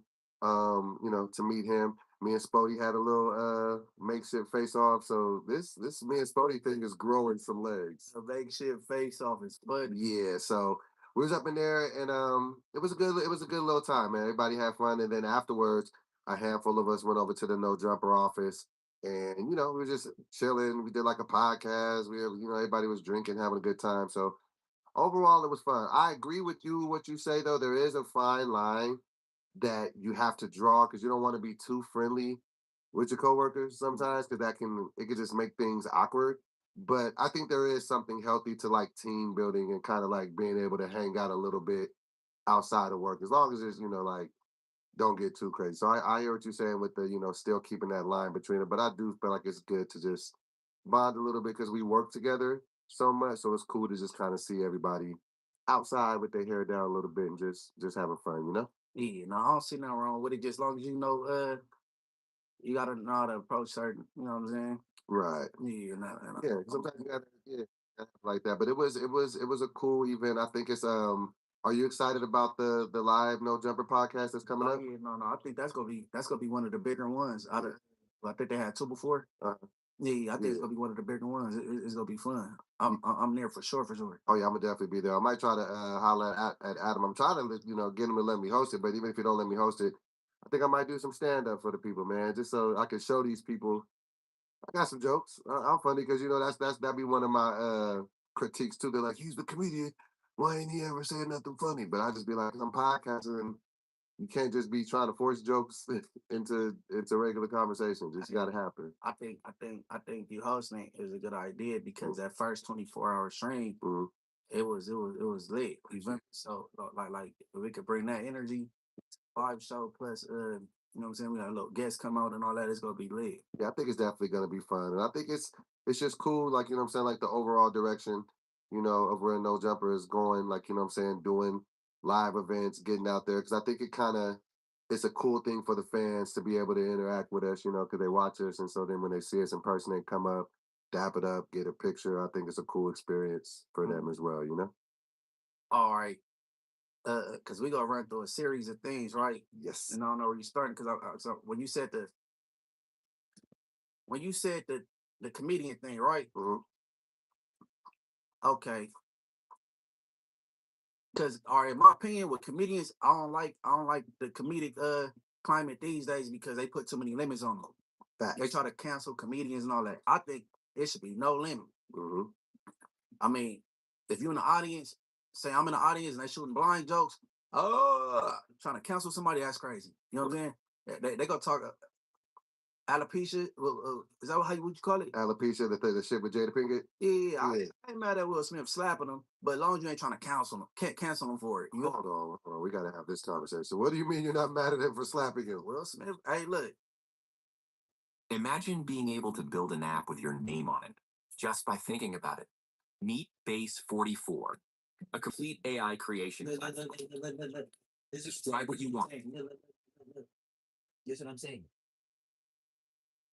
Hey, look, all right, once you're a comedian, you gotta know everybody not gonna know how to take the joke. You gotta be ready for that. Evidently, Chris Rock wasn't ready. But I just got a problem with people trying to cancel people for jokes. It should be no limit. That's why I like the Def Jam era of comedians. You know what I'm saying? They was very unruly, offensive. Like, don't watch it if you don't want to. You know what I'm saying? Hear about it. You know what I'm saying? LGBT, they should be able to get bagged on, talked about, like all that. It shouldn't matter. You know what I'm saying? Everybody should be able to get the jokes. And I believe you're right in that, to where stand-up comedy or just comedy in general should be the one artistic form of entertainment that should be protected. Like, you know what I mean? Because we're here to make people laugh. Like, laughter heals the soul. And sometimes you got to be able to laugh at yourself. Some of the, the roast and stuff, they say some of the most ridiculous things about people, but it's supposed to really bring us together, and it's supposed to really lead with the message of nobody's really taking themselves too seriously. Everybody should get them jokes, and that's supposed to be like making light of serious situations. yeah, and that's what people don't understand, that one of the more difficult things to do as a comedian is you're tasked with taking really dark things and making them humorous. Like one of the best of our generations, one of the goats, Richard Pryor, like he would tell jokes about, hitting the pookie and setting himself on fire. Like that in any other realm of life would be very traumatizing, to say the least, to speak about. But he can make it funny. He can make you laugh about it. He can find the humor in it in such a terrible thing. So I do feel like people should, not be canceled. I don't necessarily really believe in cancel culture as well either. But with something as egregious as slapping a guy on stage, like I'm not gonna lie, I lost a lot of respect for Will with that, just because it was just like, for one, bro, you've been in this game for entirely too long. You've been famous since you were 15. You know it was just a joke. You know that really wasn't a deep, disrespectful joke like that. And even if you and him had some underlying issues, I would have respected it if you would have waited till that man got off stage and hollered at him backstage. Hey, it's two sides of it though, right? Mhm. You gotta be. I'm against canceling any comedian for their jokes, and on the flip side of that, the comedian is supposed to be ready for the backlash at all times. I know for a long time the comedians were scared to crack a joke on Mike Tyson and his voice, right? Yeah. But when they did it, they want to get the good joke off, but they on ice, like, I hope, you know what I'm saying? He don't just talk me out. You feel me? So I think there's two sides of that. And I bring up the comedian thing because maybe Will Smith thought that was cool enough for him to skip over his wife, right? So this is where this leading to is who is too cool for you not to crack a joke on? Ooh, to where I would just spare him. Too cool. You a man, so I don't want to use the word scared of. Right. Who would I not want to? You know who I probably wouldn't joke on, and maybe we'll touch on this later because he's been having some crash out moments, social media wise lately. Adrian Broner. Because you know what I'm saying? Like I feel like he's cool enough to where he'll get the joke, but he's unhinged enough to where he might want to put his hands on you. Like, you know what I'm saying? He might not be taken like that. And if you've been seeing him on streams lately, he be wasted off the reposado. And I feel like certain people, if you say a joke about them in the wrong moment, it could go bad. So Adrian Broner, if he was in the audience, I don't care if he had the pot belly out or nothing, I'd probably tap dance past him. Hey, you tripping, bro. He ran a tab up for 2,200 and thought he wasn't gonna pay and tried to just give him $40. Yeah. See that? Oh, no. You can't skip over that. You're right. You know what? And the comedian in me would probably have to say something like, this is a fall off to be studied. Like, you know what I'm saying? He had to like get Uber money. Like, you know what I'm saying? He was asking his co-host, he ain't having enough money for Uber. And this is a guy whose initials used to be about billions. Kind of feels like it's about brokenness now. See, Okay. I'm taking the chat saying a joke about AB. If I get beat up, I'm blaming you, Munchie B. Okay, all right. I was going somewhere with this. Go ahead. You got a man that's a self-proclaimed millionaire. That was in the passenger seat of his own vehicle in broad daylight, beating his bacon, aka masturbating. Right? Now, I'm not gonna say that was a transmission. Not gonna say that. Right. I'm just stick to the facts. Even with just the facts, that's weird. You in the passenger seat of your own vehicle. That leads me to believe it was somebody in the driver's seat. But we go just cancel that out. You beating your bacon in broad daylight in your vehicle. That's freaky / funny. Okay. Right. In the middle of the daytime. Right. You pulled over somewhere. You couldn't wait till you get home. What was the urgency? Well, okay. On the inverse, and for those who don't know who we talking, are we saying who we talking about? Or Yeah. The tape dropped yesterday with Wack, and it was so crazy because I didn't see it like in the group chat at first. Somebody just walked up to me and showed. I didn't even know what they were showing me. They were like, "Don't look at this," and bust your eyes. And I was just like, I could have went another 46 years and not seen that. I didn't need to see that. He was choking his chicken. What I was saying is this though. There is no proof of anything of their, like you said, of there being anybody else involved in it. Anybody can get a hold of anything and run with a narrative. So there was nothing in the tape that led me to believe that okay, he might have been with, what I'm saying, this, person. That's why I already I got my own thoughts and theories, but I X that out just to be fair, right? But I'm saying, what millionaire is pulled over broad daylight doing a jack off selfie? Well, I think that you'd have to ask yourself, okay, have you ever had sex in a car? Yes, Sarsky. Okay. With a woman, not by myself. Right. So with saying that you have been intimate in a vehicle before, it's safe to say that whatever sexual stuff there is to be happening, okay, you're saying like, okay, hey, yeah, that's okay. And I mean, I never pulled over to masturbate. We don't know the what's the specifics. But I mean, you never know. He could have been talking to his lady. She could have been, I want to. You know how it is when you chick out. Oh no! Hey! Look! Listen. I don't know, man.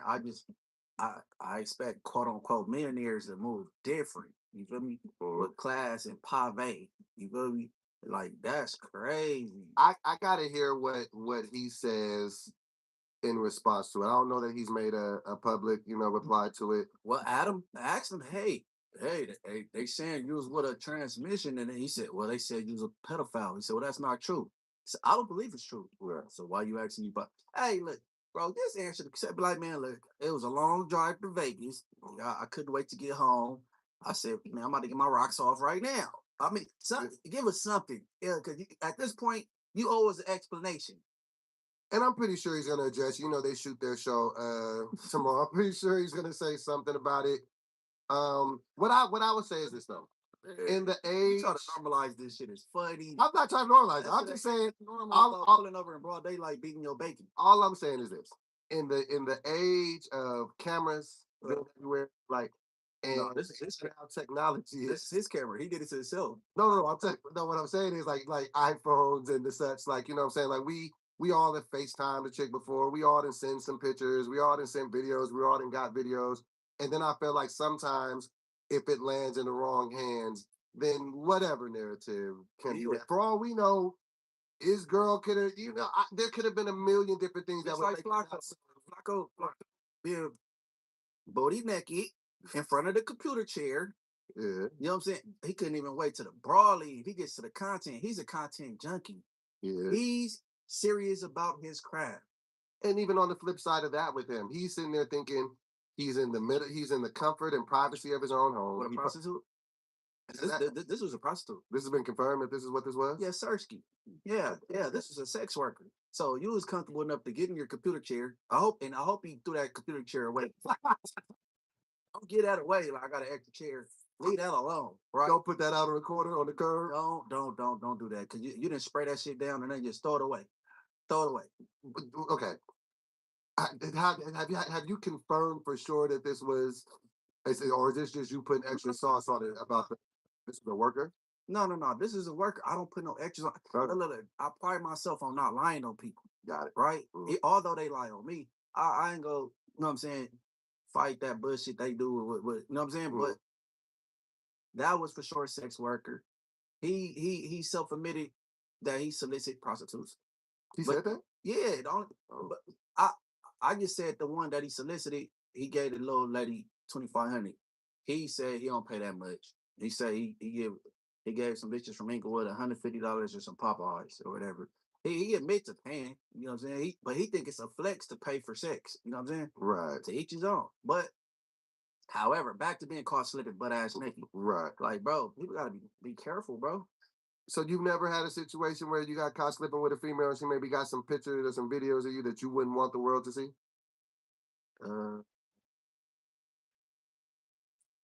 Life moves fast, but when that Freddy's hits, you can't help but slow down. Freddy's, this is the good stuff. Try our new steak burger taco, starting at just $3.49. There are trucks, and then there's the 2026 GMC Sierra. It's the truck. Get 2.9% APR for 72 months on 2026 Sierra 1500 models. That I would want to see. Yeah, like just something that you thinking, okay, I'm sitting here, I'm building with this young lady, we doing what we doing, whatever is being filmed, whatever. That's just obviously something that you would assume would stay between you and her. And then let's just say one day she get mad because she find out you got a side chick or something, and then all of a sudden she wants to put this out to the world. One time I was no back because I was married. Mhm. I'm divorced now. So and I was breaking the law of the marriage. You feel me? And I was taking me a little nap. You feel me? And the girl like in front, I'm laying down. She just took a picture of her tongue stuck out, and you could clearly see me in the background. And it was to get my baby mama mad. You feel me? But it wasn't no I'm butt ass naked or how the girl had whack in the hotel room with his ass up while you on Clubhouse and blood. Like whack. If you this millionaire you claim to be, where's the NDAs? Huh?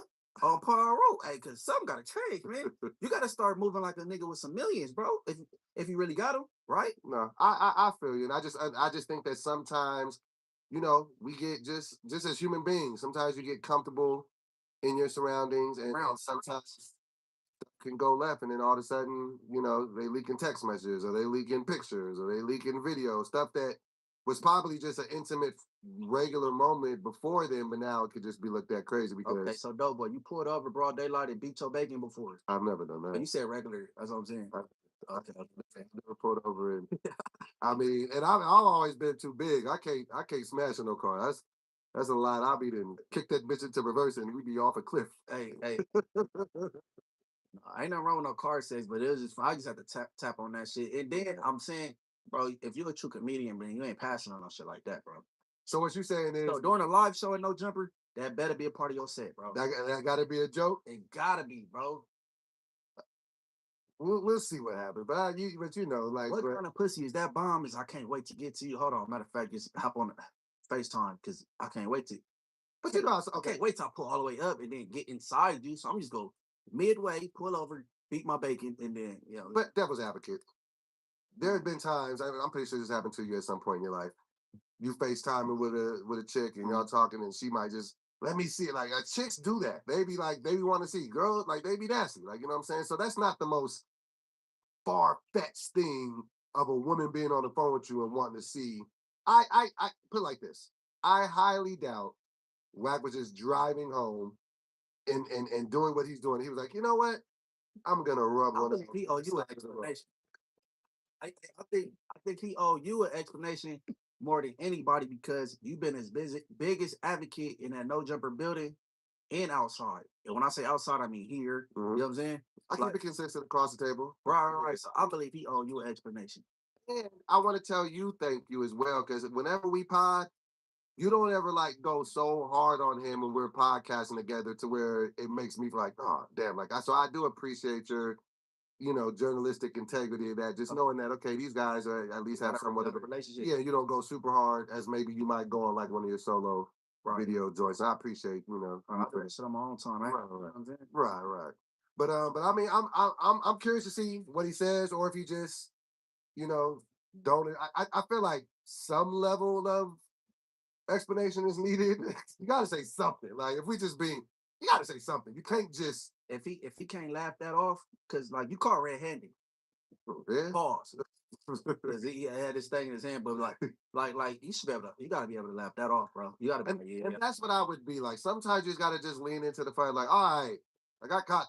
Okay, sometimes you got to just be able to laugh things like that off. It ain't that serious. It ain't like it was just something really crazy and just ridiculous. The transgender thing, you could combat that. Right, because there's nobody in there with you. You could combat that, right? Right. Well, we don't know if nobody was in there, but I'm saying still you could fight that. You feel me? But no, just the fact of what was doing. Yeah. And why was you in the passenger seat? That's another thing. Like, who knows? Maybe because could we? I only needed to see the video once. I didn't care to see it again. I shared it to my. You know, Twitter allow anything. Right. That's the wild west. Yeah. Did you see in the driver's seat? Was it empty? You can't. You just notice he in the passenger seat. So for all we know, he could have been right next to his lady. and they doing their thing, and it's so there's a bunch of different ways of different possibilities of what it could be. We'll see how he handles it, but that's Yeah. again, Life be lifing. life You be know. life, and But no, the next pool party is something like that. I ain't gonna miss. I'm gonna pull up though. But you the got live, so that's for sure though. So when they put a exact date on it, I'm saying it's gonna be at the Airway for sure. let me ask you this: if you've already got the first time out the way, because we've already agreed to you doing stand up, and if you get a couple of reps under your belt before then, would you do some stand up live at the No Jumper show? Nah, not at the No Jumper show. You're ready for that? Just We're at a different audience. all right, okay. Hey, look, and that's why I got to tip my hat to you, right? Because I seen in the group text you like, oh yeah, they've been cooking me this week. But No Jumper is a different audience, bro. It is. That's like the Apollo back in the days on steroids. Like, no, for real. Like if you ain't thick skinned and you a host on No Jumper, yeah, and then like I don't even care if you got a shirt that got a spot on it that day. Oh, they're gonna get on your ass. Like it's a tough, you know what I'm saying? But when I hopped in like the little podcast, the little metaverse, I learned a whole lot of stuff quick with the like ignore and all that little, you know what I'm saying? You have to. You for one have to have thick skin, just because they're gonna say some of the most crazy things about you. And then number two, sometimes you got to get out the comment section. Like fans are ruthless. They'll have you in your feelings. Then you'll find yourself responding to people and trying to argue your case. You just got to understand this is part of the nature of the beast, and they're gonna get on your ass. Like I take some of the feedback, if I feel like it's coming from a constructive place, because they just be cooking me in the comments for everything I do now. Like No, but see, all right, I don't know if you heard this part of the Tuesday show yesterday.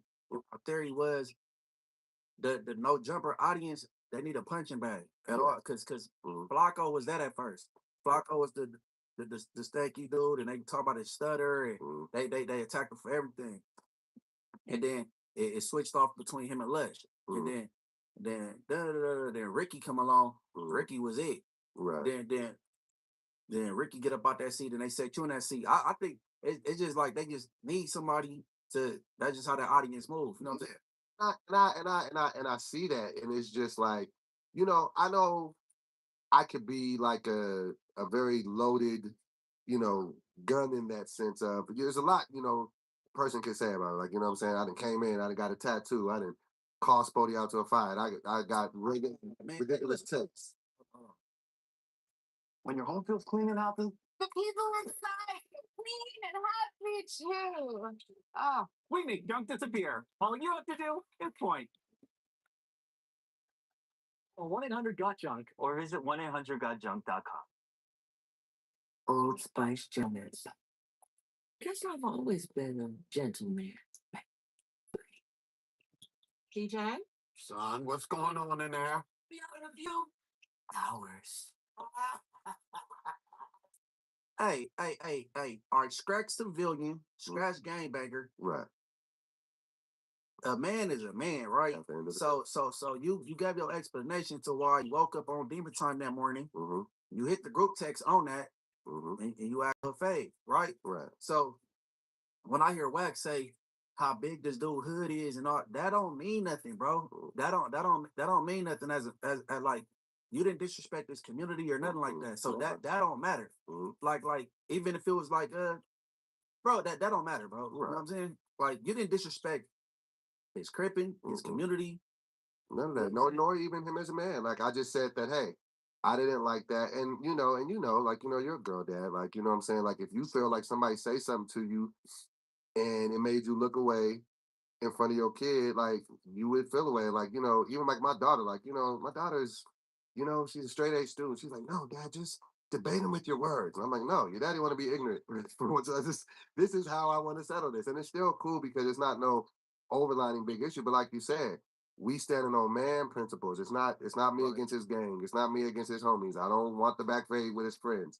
No, I want me and you to get down. And it's crazy too, bro, because everybody is just looking at me like I'm just this big old goofy underdog. I'm just like, man, listen, I don't know how much respect y'all putting on Sacramento name, but my homies are looking at me crazy if I just, man. And like you said, man, he a man, he bleeds just like me. And You know, so I'm not going into it with this whole because me and Adam bet $5,000. Adam said Y'all bet 5,000? 5,000. What? He said that he's gonna. That, he said that it won't go the distance, and Spody will beat me. Hold on. So what's the bet? That you won't go the distance, or he won't beat you, or Well, it was that it won't go the distance, and that Spody will beat me. But for sure, if I stop Spody in the fight, of course he's gonna pay on the bet. He's a reasonable person. He's just saying he's betting the $5,000 that Spody is going to win this fight, and he don't believe it's even gonna go the distance of 3 rounds. I'm just like, okay, well. So I wonder. All right. So how long is these rounds? They're supposed to be 3 minutes, but somebody told me it might be 2 minutes. It might be 3 2-minute rounds. But even if it's the max is gonna be 3 3-minute rounds. So we're a minute in the corner each. Yeah, after the what's called. And I'm training now. All right, is we gonna have anybody for the undercard? Yeah, so apparently they're trying to put the card together now. Nutty was supposed to be on the joint. Him and CC was supposed to be getting down. I was just talking to him earlier, but I For guess some reason I don't think that's gonna happen. yeah, I don't know that it was talking to Uncle Bobby. Yeah, so I don't know that that's going to happen. So now Nutty was looking for another opponent. So and then I know me and Spody were actually going to be the undercard to them. But I don't know who his opponent is now. So they're trying to get the promoters together, right? They're trying to get the financials together. Wasn't gonna be the main event. We wasn't going to be we was going to be like the right underneath, like the right before the main event. But we'll see because I think a lot of people want to see this Spody versus Doughboy happen. The more that we talk about it, we're trying to get the right promoters involved. We're trying to get everybody compensated for their time because at the end of the day, we're gonna have to go in there and fight. So we deserve to be compensated for our sacrifice. So I think that should all be wrapped up within the next 3 to 5 business days, and then we'll have. And I know the date is already locked in though for August 28th. And you coming, you rolling with me, man. When we go, man, you doing the walk in with me, man. You gotta, and I'm gonna put that song together for you to come out there and mix it up, and shout out to Spody.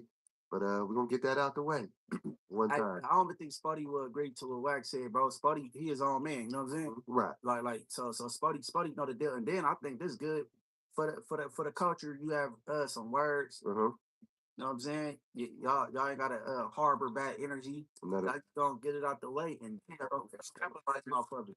We both get a bag. And I feel like there's a lot of different it's a lot of different hold on, press that brush. It's a lot of different narratives to be played with. It's the tuna versus the gangster. You know what I'm saying? The nigga that ain't no gang member, but ain't no hoe by any means. Going up against the big bad gang member. You got like the pro-black dude versus the more conservative with me. Like I don't have like those really strong pro-black views. Not that I'm against my people. I love my people, but like we said, like I'm a creative, I'm a comic. I got a creative license to do things that I believe are funny. I'm not bothered by words as much. What I'm gonna do? I'm gonna do more research on blackface and double back, because that's why I haven't even entered that conversation. As far as like what you and Spuddy go, because I'm not really knowledgeable of the concept of blackface like that. I remember watching the movie Bamboozle a long time ago, but I can't really remember what it was about like that. I know it was a Spike Lee movie, but I'm gonna do my due diligence because I don't like just running my mouth about shit I don't know nothing about. You know what I'm saying? So I'm gonna do my due diligence on that, and then I'm gonna get my input on it. But like I said, with the N word, I don't think nobody should be saying it because it's a toe up word. But we got songs that make it sound good and fly and all that shit. And black people, we the flyest shit on earth. They love Mexicans. They think oldies is theirs. Yeah. They love our whole little. So but I don't think nobody should be saying it.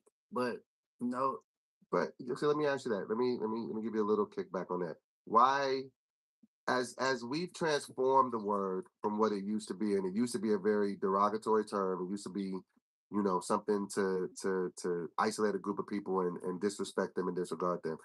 But now it's just more of a term of endearment, like my nigga, like you're my homie. It no longer has a racial connotation to it. You still feel like because of the roots in it that nobody should be saying it because it started off as such a atrocious word. Although I feel nobody should be saying it because it derived from a bad place.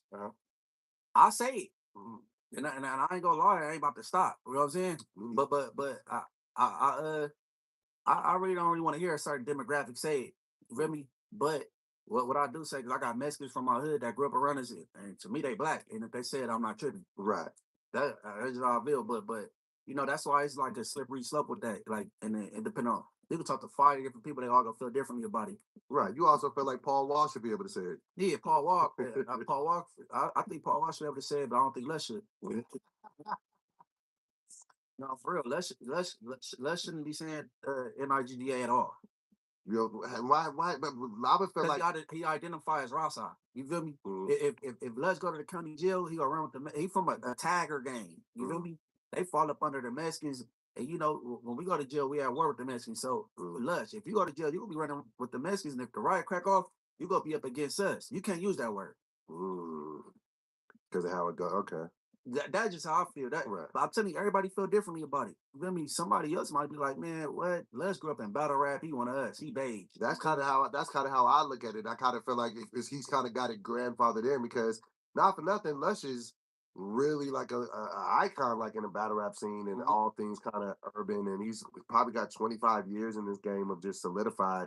So I feel like if he said it, I wouldn't be bothered. I'd be like, oh, that's just what I'm saying. Yeah, I wouldn't be trying to hop over the no jumper table and break his neck. But like, rather he wouldn't. He didn't. Right. What do you feel about like Cardi B's of the world? You feel like she's good saying it? Yep, she a blood. She from Bremen, New York. No cap. So it's just a case by case basis of who to say it. She identified with the blacks, even though she what's that? Dominican. Yeah, I believe she is. Yeah, but like man, she from a bro. Once you run with these Bloods and these Crips, that's some black shit. That's our culture. Like you got adopted. Right. Got doctored into this thing. That right there. Okay. Yeah, I just feel like, it's not one of those, overly offensive things, but, to even bring it back to the Spody thing, I just feel like, he and I, we have a cool storyline there, and I think it'll be something that people want to see, and I think it's going to be an entertaining fight for the people. I just know that it's not going to go the way that everybody thinks it's going to go. I ain't no big old soft nigga, Munchie. I promise you that. No, I ain't just counting. Hey, hold on. So, when Adam fought, well, if you want to call it a fight with Jason Love, right? Yeah, when he stood there for wasn't nobody really allowed to come. It was just like some little media people that's within our sector and a couple people that's like close knit. Wasn't nobody really there. But with the Blueface fight, it was like there's people there. More accessible. Yeah. So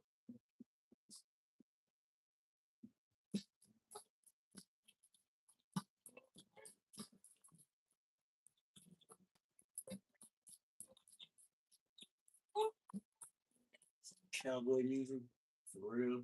She pressed the call light, and for hours, no one came. Come on, man. The signs of neglect were there. That's when I called. We tickets sold to this, or how does it go? It's gonna be tickets sold. It's gonna be open to public, and so everybody that wants to see this is gonna be able to get down and watch it. I would have loved to see Flacco and Moose get down on the same car, but I don't think Flacco messed. Yeah, but that's what people do that want to turn it down, right? They set the price real high. Right. They know damn well we not Mike Tyson, you not Tank Davis, you not with me. So instead of you saying, nah, I'm cool, they'd be like, I want $50 million. They say some weird stuff. Make a number so unattainable, and then it makes it seem like it's a business. I would love for Flacco and Moose to catch a fight. That'd be great. I think that I feel like if you had Flacco and Moose on the card, you got me and Spody on the card. You get Nutty, get him a formidable opponent. I think that'd be who could Lush fight, right? Because Lush, he be throwing these names out, he be on a bumper, but it be like more so people him and Adam know. I'm like really familiar with these people. Who could Lush go against? Maybe like a Lush and Ricky? They might match up kind of good. What do you think? I would like somebody like Lush really like kind of got like ain't got no issue with Ricky. What about Compa? Because remember Lush and Compa had issues back in the day. Man, they buddies. Yeah, they cool. They buddies, but I mean, I don't think Lush wants that fight anyway. Nah, they buddies. Mixed up. Yeah. Who has he had any real contentious energy with anybody? I can't call these names out like Rob because it be names like his names that when he throw the little jokes out. I don't even know who these people is. Right. They might be no jumper people before I got there, or I feel like we should just match up different people from the no jumper universe and just get them all on the car, make everybody get out. But who could lunch? Who could lunch? I'm just thinking about it in the office. Oh, in the office? Or Oh, just you want to office be squabbling up. just mix it up. I was talking about just in the metaverse, but shit. Well, even in the zeitgeist of what we do and just the like you said, the universe out there, who else would he? Ooh, what about? Nah, he said suspect. Now they already find that. That didn't go left. It's about to be locked up, bro. You know, out for that. Right. What about Lush and Smack? Smack not doing that. You don't think so? Yeah, Smack got 1 foot, bro. He had a motorcycle accident. Yeah, you know, T-Rail and Smack not messing with no jumper, no way, no how. They mess with individual hosts, but like to go do something like no jumper related, they ain't gonna do it. I actually was able to get on the because I think I spoke on this briefly last week because T-Rail and them they were just saying some shit. It was like, yeah, don't go over there sucking dick and da da da da da, like So Flacco got us on the phone and we were able to get an understanding. We laughed about it, like that's just how T-Rail be talking. He be talking shit. So I was glad to know that it wasn't no disrespect intended, and we were able to because I had met him before and he was he was a cool enough guy. So I was happy to be able to talk to him and just get an understanding of that's just kind of how he talks. Like he talks to his boys like that. Like they call each other bitches and all that different shit. So I was like, okay. Smack and T-Rail kind of got like a little dark humor type, Right. Yeah. So this weekend was actually kind of cool because I was able to kind of resolve some things. Like me and Moose didn't really have any issues, but I started seeing the temperature kind of raise up. And you seen, I think I had even said that in the group chat. Like I just FaceTimed him. We just talked and it was just like, bro, we're not gonna do this. Like, you know what I'm saying? Us beefing is bad for business and there ain't no reason for us to be beefing. We can let that shit go. Like, you know what I'm saying? So he was more than cool. And plus we just understand, like, bro, we both brand new here. We both just trying to hit the ground running. You know what I'm saying? Like, let's just get to potty. Like, you know what I'm saying? So we were able to have a good understanding. So shout out to Moose, man. All right, speaking of potty, all right, Nick pulled up to the Monday show, Nick Kenny. Yes, he did. And how you feel it went then he heard Adam critiques or whatever. How you feel about it? So was pretty critical of the interview. He said that he said a few different things. He said me and Moose don't have, and I'm gonna address all the things they said too. He said me and Moose didn't have a ton of chemistry. Okay, I'm gonna just definitely. I'll just adjust it as I go down the list. Yeah, me and Moose don't have a ton of chemistry just yet because not for nothing, we've known each other a month. We've potted together a handful of times. We're getting there. Plus, even in that situation, like it did kind of bum me out. I mean, and trust me, I understand that Adam's a busy guy. He got a million and one things to do. He's a CEO. He's all these other things. Cool. But my biggest thing was I would have really. You can't let Adam. I'm not letting him off the. No, I'm about to tell him. He got an assistant and all that shit. He got a whole calendar. So I had initially reached out in the group chat earlier, like maybe like a week and a half ago, and I said, "Hey, can we get Nick on the show?" And he was like, "Yeah." So we were already trying to push stuff around. We had initially, Nick's a busy guy, so we had initially planned it for 12 o'clock that day, right? The day before, I'm in the chat just kind of sending over notes and stuff, getting ready for an interview, and then Adam's like, "Hey, not going to be able to do 12. I'm double booked," because I guess it didn't get put on the calendar. We had talked about it in the group chat, but apparently, I think it's Laura that he's supposed to send to. I didn't know that, so it didn't get placed on the calendar. So he was like, 12 o'clock, I can't do it. And so he was like, "But we could shoot at 7." I said, "Okay." I hit Nick, thinking he's just going to be like, "All right, because I'm not going to be able to do it. That time's not going to work for me. X, Y, Z." Move some things around just to be there. He said, "You know what, though? I know it's important. I'll make sure I get there." So then he's there at 7. 7 o'clock rolls around. Adam's still not there. Then it went from I can't be there for the beginning of the podcast, but I'll make sure to hop in right away after, and then we'll keep it going. So we get about an hour 10, hour 15 minutes in. He's still not in there. The conversation kind of because Nick has some things to do. So he wasn't able to be there. So I was a little bummed for that. I'm not gonna lie, because I was just like, man, this is a really important person. Like I'm really kind of calling that favor. He's going out of his way to. And this is one of the most recognizable people in media and just to kind of, he wouldn't, and Nick didn't say anything. Like we were fine. Like we had a good interview. I texted him the next morning. Everything was good. So even if he was perturbed by it, I don't know that he would say it to me. But that wasn't the best, And plus, it's like the Monday show is such in its infancy. It's like, that would have been a great look if Adam could have been there. And I know he's interviewed Nick before, and maybe that was just kind of a throw me and Moose in the water and see if we swim type of situation. Right. I've got mixed reviews. If you look at the comments on it, people, they're pretty one-sided on the negative thing about it. But I talked to, one of my business partners. I talked to a few friends, and they actually really enjoyed it. They were like, I thought you guys asked some real good questions. I thought it was some good conversations that was had. So, I'm gonna check it out so I can get my own assessment of it. yeah, I'd for love sure. to hear your 2 cents on it. But my line of questioning would have been way different based on I never met Nick and you know him. Right. I would like to know who named your kids. Because all his kids' names is very unique. They are very unique. Yeah. I can't name one just off the rip, but it's some He got one kid named Ro, I believe. So I don't want to misquote his kid's name. But no, you're right. All of his kids' name have some really. It's like Rock deep Candy, yeah. Sunset Candy, like Summer Day Candy. Like it, not exactly them names, but it's like, you know what I'm saying. Knowing I think Nick, he up to like 11. Knowing Nick, I would be very surprised to know if he didn't have a lot of input in whatever the names were, just because that's just the kind of person he strikes me as. Right. So I'm pretty sure if he didn't name them all personally, that he had a strong hand in the naming of it as well, though. I believe. And I want to know if these baby mamas was putting up any fight about the name. Females, it's very like, you know what I'm saying? Names are serious. Right. Yeah. Did you name either one of your kids or? I named my second daughter. Okay. Me and my baby mama. I came with the name. She agreed. Nice. My youngest daughter named Nadia, and my oldest daughter, her name Anaya. But I didn't name my oldest daughter. But yeah. I was able to name my. I named my daughter.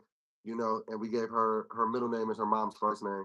So Kiara Janae, and I don't know why. I know it's gonna sound ridiculous.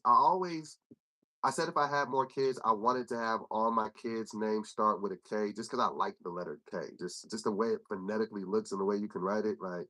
Right. So like if I had a son, like I want to name him like Kane or some shit like that, or, you know what I'm saying? Or I don't know how many other K dude names I could find, but I don't know. I like the letter K. But yeah, I was able to name my daughter. Yeah. Okay. I was able to name I named my grandson too. I got a grandson. I got Nick Cannon's kids' names if you want to hear it. Oh, you do have the names? What's the names of the kids? Okay, Mariah Carey's son is Golden Sagan and Rise Messiah Cannon.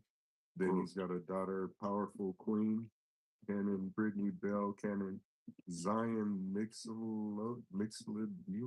I can't even pronounce that one. And Zillion Hare is a daughter. Then he's got Beautiful Zeppelin. Wow. Abby De La Rosa, and a son, Legendary Love, with Bree, Tessie, and a daughter, Onyx Ice Cold.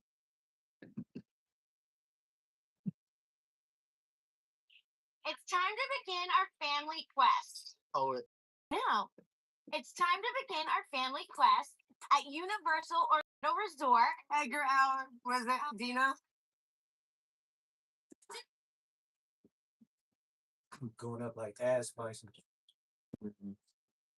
Oh, you got some twins. Yeah, Yeah, those Alyssa Scott is the one son Zen, who died 5 months ago. Oh yes. No, it's just those are awesome, powerful names. I'm pretty sure Nick had a hand in those names, but he probably got some assistance from the mamas too. Right. Yeah, but yeah, Adam has some other criticisms for me, and like I'm the type of player in this game, bro. Like I pride myself in being coachable, so I know there's truth in every joke. So even if he's ribbing me on certain things, he's in his own way telling me the things that I'm doing that I need to fix. The two biggest thing, the number one thing is the glazing thing. And I really just took myself out of it for a second and said, okay, don't take this as a personal attack. Just go back and watch the content and see if you do it. And I'm open enough to criticism to see what he was talking about. Like, yes, I am very positive and I'm very like give people their flowers type of person, but I do it a little much. So I was like, okay, I can cut that off. So that was the biggest critique because it can come off as disingenuous sometimes. So I'm already doing enough to like start to scale that back. And then another thing that he said that I do a lot of times is when people are talking, I cut them off, or like I'll just be shaking my head or finish their sentences. And this is something I've dealt with since I was a kid. Like my dad used to say that to me. He'd be like, "Look at you, you're sitting there listening, and I could tell you just waiting for your turn to talk." I've been like that since I was a child, so I know that there is some truth and resonation to that. So I'm just like, okay. And I really thought about it. I'm like, if those are my biggest two critiques as a podcaster, I can correct that. I can fix that. I can work on it. Even in this conversation, I'm making sure I'm cognizant when you're speaking to let you get your full thought out. And it's easier, it can flow, it can, so yeah, I was able to take those criticisms and just to try to become a better podcaster. So I ain't tripping. I don't feel like he was dogging me out when he was saying this stuff, but I could have used, the 22 store on that one because maybe my nerves were a little up there. Maybe me and Moose didn't know how to navigate it perfectly, but we live and we learn. We were able to get Nick Cannon, as a guest on our fourth episode, and I felt like it was a good conversation. So I'm not mad about it. I would love to hear your thoughts once you check it out. No, I'm gonna check it out, but Yeah. once it get clipped up, the highlights still out there, so it'll be cool. Yeah, Clip it on that. there was some good conversation. We had some good talking points. I think we got some stuff that he hadn't said on other platforms. So yeah, I think it was good, and I'm just like we can only get better from here. Like I'm one of those people to where I'm always trying to get better. That's it. So I take it from the fans, I take it from the Cannon, I'll take it from Adam, I'll take it from Russell. Like I'll always take the keys to get better because when it's all said and done, I just want to be the best podcaster that I can be. So sometimes you got to take notes from people. I already asked you this, but how much is that? Did I ask you how much is rehearsed on Well and Out?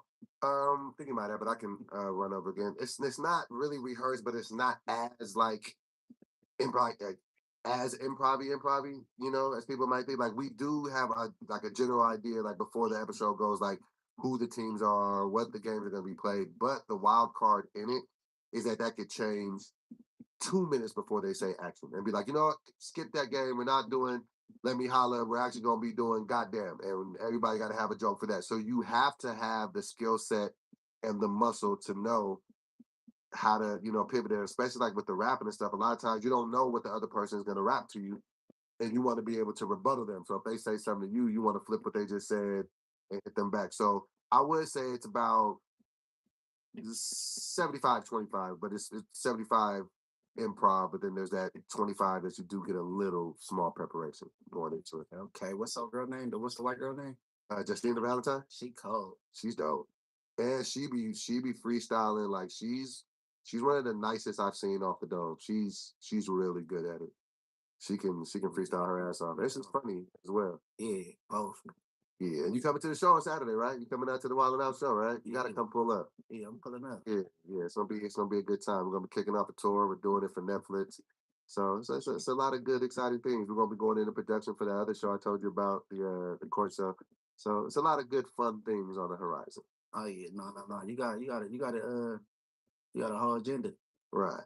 Let me ask you this before we move on from the other stuff. So they've been saying, Adam and Lester's been saying, like my rollout into the No Jumper universe has been one of one.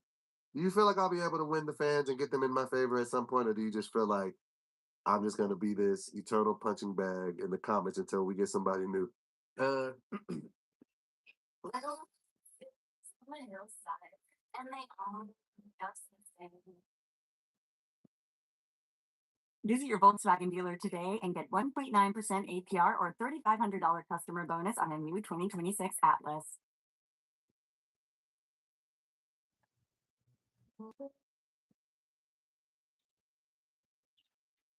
When I see a tag that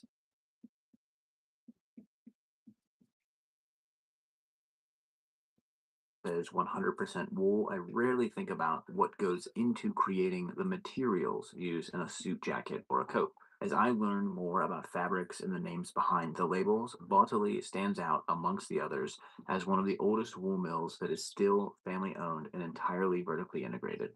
Here's how wool goes from sheep to the jacket that you see on runways across the world. It all started in 1861 in the Vittorio Veneto region of Italy, just outside of Venice. One thing that it's extremely important and made us alive that we are fully vertical. So we are one of the few that exist. So everything is made internally. Let's start at step one, the wool. Bottoli specializes in bringing together the finest wool from around the world and combining their unique properties. They are also unique in owning their own 20,000 sheep farm for the finest Italian wool, but the unmatched strength of Australian merino wool can be blended together to make a unique texture depending on the desired look and feel of a garment. In this room, they house decades of raw wool, so they're able to experiment with different types of wool and then scale manufacturing of that once they reach the desired outcome. Sia in Italia che all'estero siamo considerati dai nostri clienti dei veri portatori e sostenitori del Made in Italy, proprio perché tutte le nostre lavorazioni sono svolte. Next, we have step two, blending. So right next door to that room, we have the raw wool that is brought into a machine, which was actually designed by Ettore's grandfather, a third generation owner of the Bottoli mill. And it's designed to blend the raw wool together at the earliest part of the process to ensure a deep integration of unique wool properties. This is also where some of the dyed wools will come back to be blended further, which can result in uniquely colored fibers that can only be accomplished by centuries-old techniques utilized in this mill. Then we have the third step, which is dyeing. So this is another aspect of the process that is unique to Bottoli. Some of the wools that were blended will then be dyed to a desired color, but a growing part of Bottoli's line includes special ecological fabrics that is naturally dyed. This is an initiative that Roberto Bottoli started more than a decade ago, before it was an important aspect of the wider fashion industry. But as customers and ultimately the fashion companies start to understand the impact that dyes and other processes have on the environment, these ecological fabrics, which use all natural materials, are a very powerful signal that you are able to accomplish beautiful fabrics without harmful chemicals. Quindi con questi fili naturali abbiamo portato avanti la cultura di naturalità. Negli ultimi anni abbiamo sviluppato studi fra tutti in Italia, una linea di tessuti ecologici e culture che permettono di essere veramente ecologisti perché facciamo i tessuti senza residui coloranti. Once the wools are blended and dyed, they are then dried and moved to the carding and spinning phase. This is where the raw dyed wools are wound into large spools of thread that can be organized and sorted.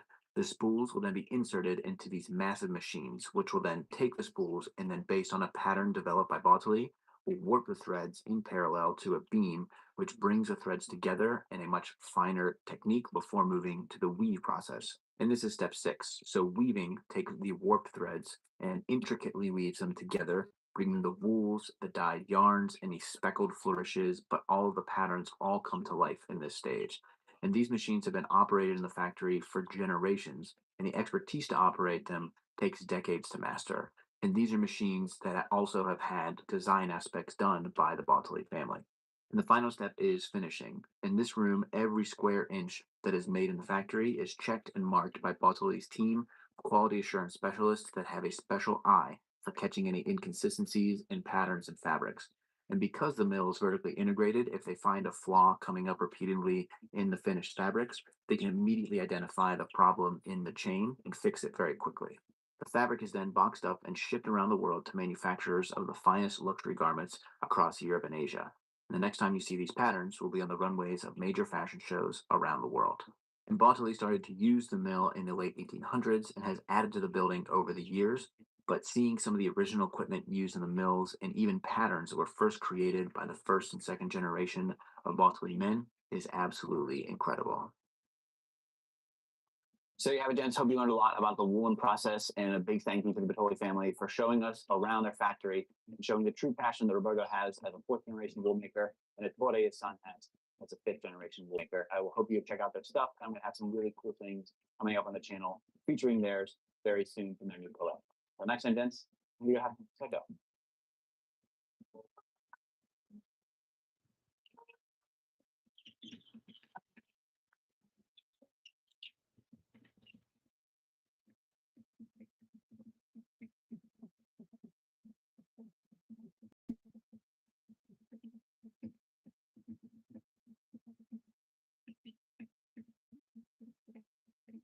I don't know if it's the win over the fans thing, right? Because like Whack is not a fan favorite, right? But they watch. Yeah, You these know are what I'm saying? one of the best shows there. Yeah. Yeah. Well, I don't know how important winning the fans is. I don't know how important that is because people watch for different reasons. Like, you know what I mean? I just want to make sure that I'm just always good at what I do. Right. At the end of the day, podcasting is a very niche thing to do. You're just talking, you're just giving your thoughts. So as long I know that sometimes I'm gonna have some hot takes, but I would like to think that I'm a well-spoken person. I would like to feel like I'm a good conversationalist, and I'm only gonna get better. And if this is the worst that I am right now, then I'm only gonna get better. And I don't even feel like I'm bad. No, I don't think so. Because okay, for instance, this last week, the content we did that did well, comparable numbers to the Monday show. And then that was the first time just me and you was in front of the camera together. Right. So, like, and we ain't had no. Except, we had the live though. That's some pretty existing chemistry. But you know what I'm saying? Because I noticed Adam, he put up the chemistry with you and Moose. He said it was like it wasn't there or whatever. But I think it's like basketball. You put the right five on the floor at the time together. You know what I'm saying? Like you put this person with this person, it ain't gonna go as well. Absolutely. And I would say, like, even to speak to you and I knew that our content would be dope because I felt like we just kind of gravitated to each other when we first met. Like, you know what I'm saying? You was one of the people, like, when I first met you up the thing, you were very welcoming, inviting to the team. Like I said, like, you know what I'm saying? We've had conversations offline about, different things and different projects, and we just rock. Like, you know what I'm saying? So, once we were able to just sit down in that first conversation, that's like, I hit you the next day, like, hey, bro, we got something. Because I feel like you got to be able to have similarities with enough differences for it to make sense. Like if we just looked at the world the exact same way and talked, we would just basically be sitting here regurgitating each other's thoughts. But we have enough in common to be able to have us have a conversation about it, but we're different enough to have nuance, Yeah, I blend well. I ain't gonna say squares because I don't take that offensive. I don't know because I got this. I call people ovals, like they're not quite square. You know what I'm saying? Right. Because everybody got they family members be from this walk of life and they aware of what's going on. So like when I did Tim and Ricky right here, we did good. Right. Ricky would get bashed over there in the no jumper comments, but over here they show Ricky love. Like me, him and Tam, we did good. Then when I do my thing with Alex Alonso on Street TV, me and him we do good. We cover current events, things that popped up on the news, like you know what I'm saying, different maybe some indictments that came down, stuff like that. Like so. I just blend well with, you know what I'm saying? Yeah, and I think that's me and my boy, we was talking on the way over here. Like, I think that's one of my goals too in this podcast that you and I are creating. Like, I want to like hear funny stories from you. Like, I told you, like me being the person to tell you that I think you need to do stand up and seeing how you were at that 24-hour live. Like, I want to highlight the funny side of Munchie because I could just, for some reason, I could just tell that you have that sense of humor. And I know people already know, your podcasting side and your street side and your background there, but I just felt like there's a totally different side of you that once the world sees it, they're gonna fall in love with that too. And that's just a funny, laid back, let's just laugh at some bullshit Munchie. You know what I'm saying? And I've always been on record for saying that. Like some of the funniest people I know is some of the supposed toughest niggas. Like I know a lot of street niggas that be having jokes. Like, you know what I'm saying? So like I like to be able to bring something different out of people, like, you know what I'm saying? And then, just have fun with it. You know what I mean? I know that's how we is in my hood. You get bagged on. Oh yeah, you come to the hood. You think you fresh. It's like it could be nothing wrong and out of place. The homie gonna find something wrong and get the bagging on it. You know what I mean? They was cooking me at the live show the other day. I mean at the pool party. Cause I had some. You ever just pull out an outfit and you just know you killing them and then you bring it out and niggas start roasting you for it? Like, hey, I had this short set. Right, it was like some shorts and like a button-up shirt, and it was cool. And then I had these brown shoes, but they was Levi's. It was Levi's shoes, man. When I tell you, Ricky told my ass up about my damn. Ricky told you, hey, hold on. Ricky be getting towed up. Hey, he be wearing the Uggs with the cargo shorts. Hey, they be on him. He cleaned me up about them damn Levi's shoes. I want to burn them shits when I got home. And the messed up part is I had laid the whole outfit out on the bed with the shoes. I was like, yeah, I'm going to kill Oh, yeah, niggas you with thought this. with that one. I thought I was cooling in the game, man. Niggas cooked me. I wanted to throw them shoes in the pool. Oh, you know, Ricky got the bagging on old boy at that the contested thing. I think it's on watch. You ugly as fuck. I was just looking at him like, I'm like, oh man, that's crazy. That's what I think that we need to have up there too. Is like just like a vertical for no jumper, like no jumper comedy where niggas could be roast or talk shit or do sketches or just different gears from what we already have. I've been trying to pitch that idea around. I'm trying to make it a reality.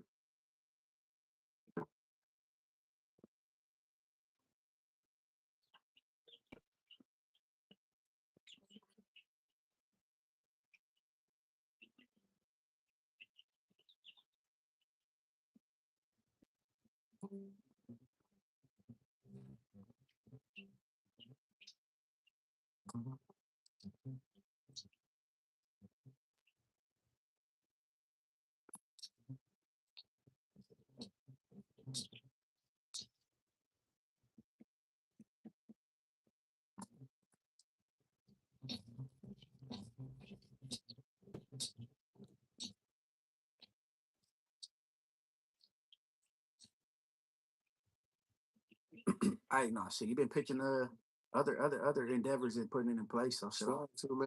Just trying to add value to the team. So we'll see what happens. I mean, I'm happy to be a part of the team. I'm never above correction and trying to get better. But yeah, I didn't have the best look on my face when they was cooking me yesterday for the first hour on the Tuesday show. I'm like, I brought dick. Like, how is this somehow wrong? Like, so it was good. I think everybody gonna have a week or their time. Like look at Tam. Tam just had hers. Yeah, Tam had.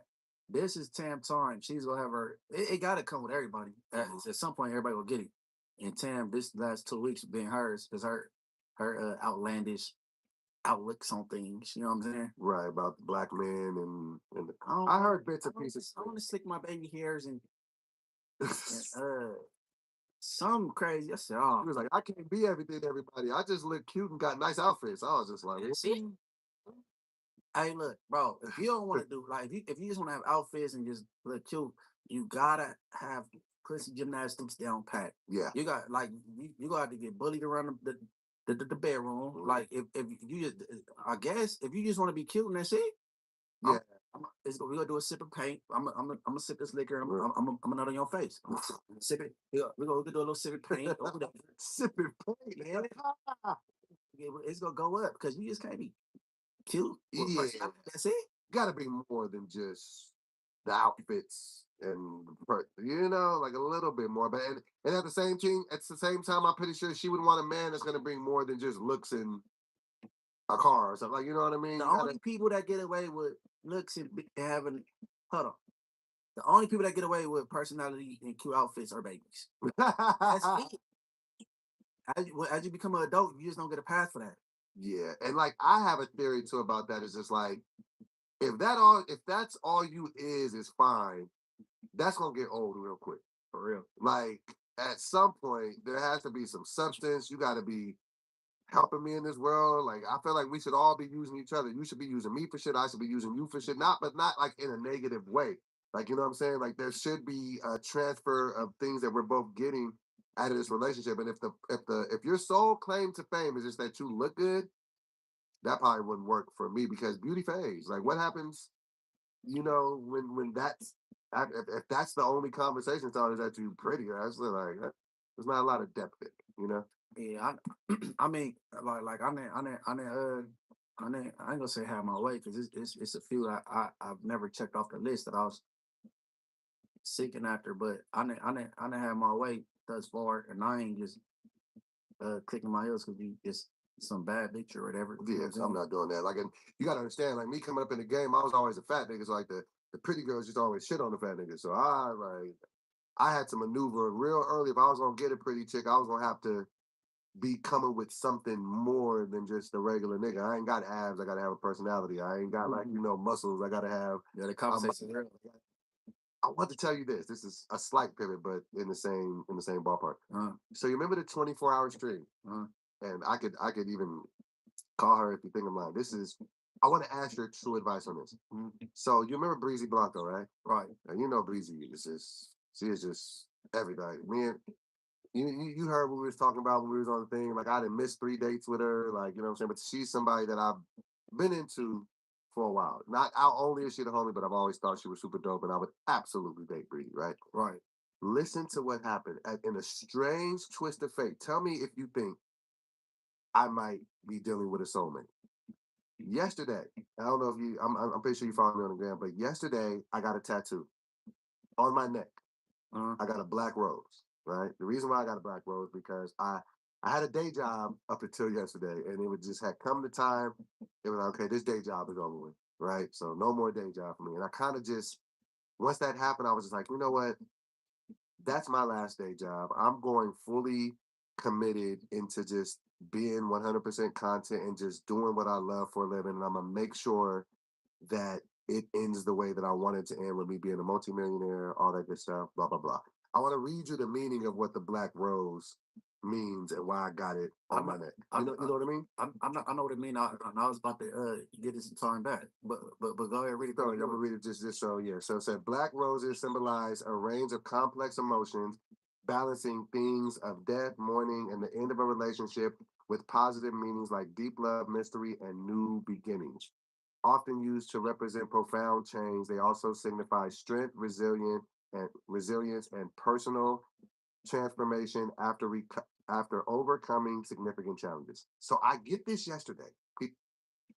After a car accident in Georgia, one of the first worries is the same for almost everyone. Who's going to pay my medical bills?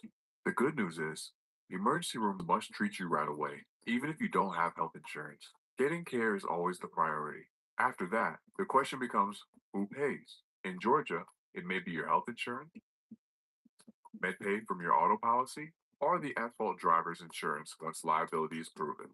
At the Weinstein firm, we deal directly with insurers and medical providers, making sure your care is covered while we fight for the maximum settlement. Don't let bills pile up after a crash. Call the Weinstein firm today. The consultation is free, and you pay nothing unless we win.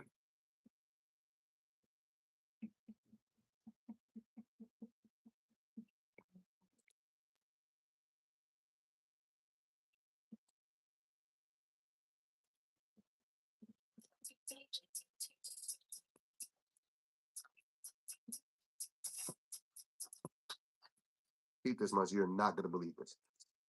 I got it blasted. It's a big one on my neck. It's a big old black rose on my neck tattoo. I was just having one of those moments and I did it.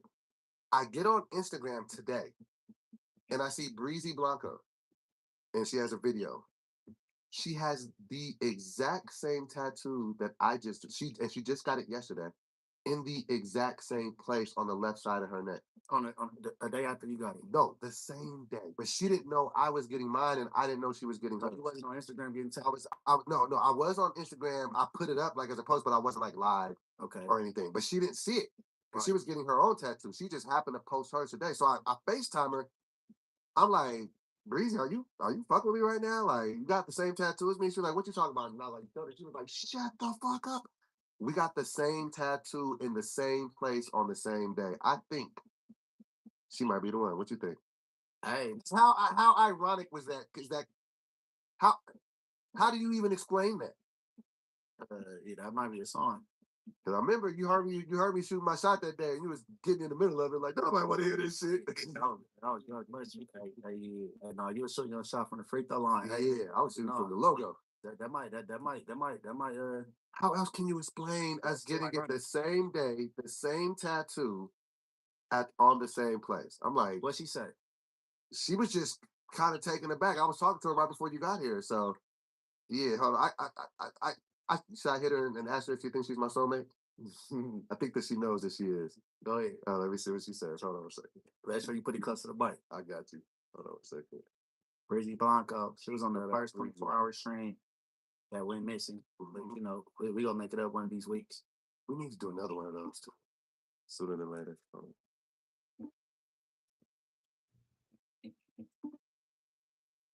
on, Blanco, don't leave me.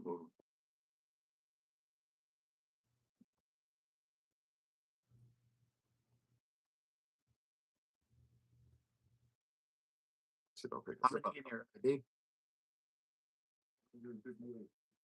So ask them in the chat. What do you think about that, Dion? Is that more stranger than coincidence that we get the same tattoo, same placement on the body, same day, and neither one of us knew we were doing it? Yeah, that sounds like a crazy coincidence if it's just a coincidence. And Do we got any super chats? There's 4. yeah, we got a bunch. Run some more. Before I get into super chats, there was a couple of other comments that I thought were funny. When you were talking about the undercard, somebody said Lady Munchie and Jaleel. She'll never do it. Delete. Who delete? Delete wouldn't get down. Oh wait, she's calling me back. Hold on 1 second. 1 second, Dion. Hey, you're live on the air with me and Munchie B. Say what up. Breezy Blanco, it's a deal. So I was over here talking, and we're on the podcast. We got about 500 people in the chat. I gotta know, is this more than strange coincidence that we got the same tattoo in the same place on the same day? Is there something here, Breezy? It's crazy. I'm telling you, you know I flirt a lot, but I was like, maybe we soulmates for real. This is crazy. I know the stars lining. On the same day. Same day. She didn't know, and you had no idea I was getting that tattoo. In Ohio right now. So she's across the country. Hey, so Breezy, so what made you get the tattoo? So mine is a cover up that I've been waiting to get for quite some time. But why that cover up? but why that cover up? Why that rose for the cover up? Well, it's a good way to cover a dark ass tattoo. So Was what I, the one that I picked, which literally was the exact same as the one that you picked. It was just the one that I like best, that I happen to like best. Well, we like the same things, Breezy. Okay. Okay. All right, man. I just wanted to just see how you was feeling because I thought you were trolling me when you posted that. I was like, she gotta be joking. Bro. Thought it was AI. Something. But you know what's gonna I'll just say this, and I don't want to hold you too long, Breezy, but you know what's even gonna be better? Because you know she's playing my sitcom wife on the show that I'm working on for me and her. How crazy that we have matching tattoos. That's gonna work perfect What's for the name of the sitcom? I can't give it up right now. We can't give up the name for it right now. We're still developing it, but it's going to be good, and she's going to play my sitcom wife, and we have matching tattoos already. I have to put some makeup on there, man. You might have to be my best friend neighbor in the show. Oh yeah, for sure. Who always comes over and talks. Hell yeah, I ain't gonna never go home. So you just be there. I'll be like, what are you doing here, Munchie? Yeah, I'm on some that. Go home, Roger. Exactly. He said, go home, Munchie. Go home, Roger. All right, Breezy. I don't want to take up too much of your time. Thank you so much. I'm gonna holler at you in a minute. All right, for sure.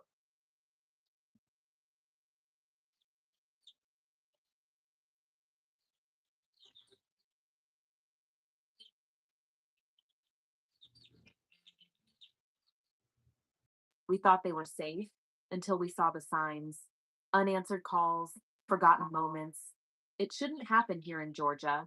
We called Holbert Law. They listened and acted. You don't have to do this alone. I think she might be the one, Munchie. You know, you gotta shoot your shot. Well, I blocked your shot that day. I was blocking you. But it was cool. But yeah, no. Yeah, no, right. Because now even when we out in public, they're gonna think that it's a thing anyway. She's already gonna be my sitcom wife. Maybe I'm writing this. We get off camera. You gotta tell me more about the sitcom. I need to hear about it. You know you're gonna be a part of it too. Side note, you said you were married. How long were you married for? Let me see. Like 6 years. Okay. Yeah. I was married. You wanna know how long I was married for? Hold on. 84 days. Oh, that was Lamar Odom shit. Hey, that was Lamar. Put it like this. It was such a ridiculous thing, and rest in peace to Teddy, because Teddy Ray was there. He was my best man. I should have knew it wasn't gonna work because of how the wedding was. So basically what had ended up happening was this, right? I had been dealing with this woman. We had been dating off and on for like 5 years. And we had broke up behind some bullshit, whatever. And so then when I came back, I was just like, if I come back, I'm coming as a husband. I'm not coming back as your boyfriend. It was like a real knee-jerk reaction, right? Mm-hmm. We got married in a park at Long Beach by a mobile priest who was rushing us. There was like a quinceañera a few feet down. They kept kicking a soccer ball in the damn wedding. I rapped my vows. Nobody seemed to like my bars. My daughter was there. Her son was there. Teddy was there. When Teddy was supposed to give me the ring to give to her, I was like, he didn't even want to give me the ring. He was like, man, you don't even like her like that. Like, he didn't even want to give me. the ring. Yeah, long live Teddy. Teddy Long live Full. Teddy Ray. Trying to hold the ring. Like, The reception was at McDonald's.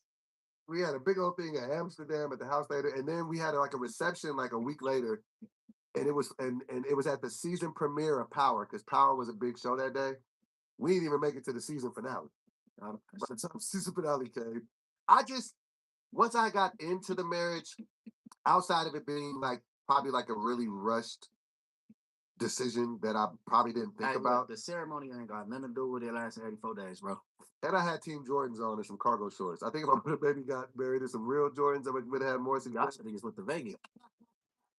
But like, I just got into it, and like really early on, I was just like, because would you ever get remarried? I don't know that I would. That's a lot to like have to kind of intertwine your whole life with somebody else. Like, you got to get really lucky to get somebody that you're going to want to. And I kind of seen myself. I remember one time, like, we had gotten to an argument and like, it was just whatever. And then I'm thinking we're going to have sex. And then she was just like, nah. She was like, I'll let you know when I'm ready.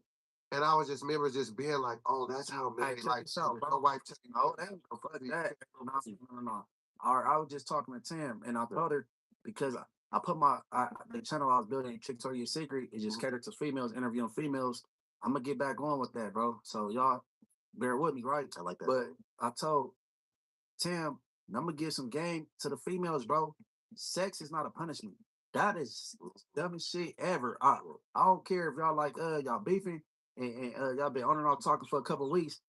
If she able to hit you like, where you at? I need some DR. You all right, boom. And then she go back to being mad, do it. Right. Or if you gotta go in there and spank and get back on the couch, or bro, sex is not a punishment for any woman that think it is. You're an idiot.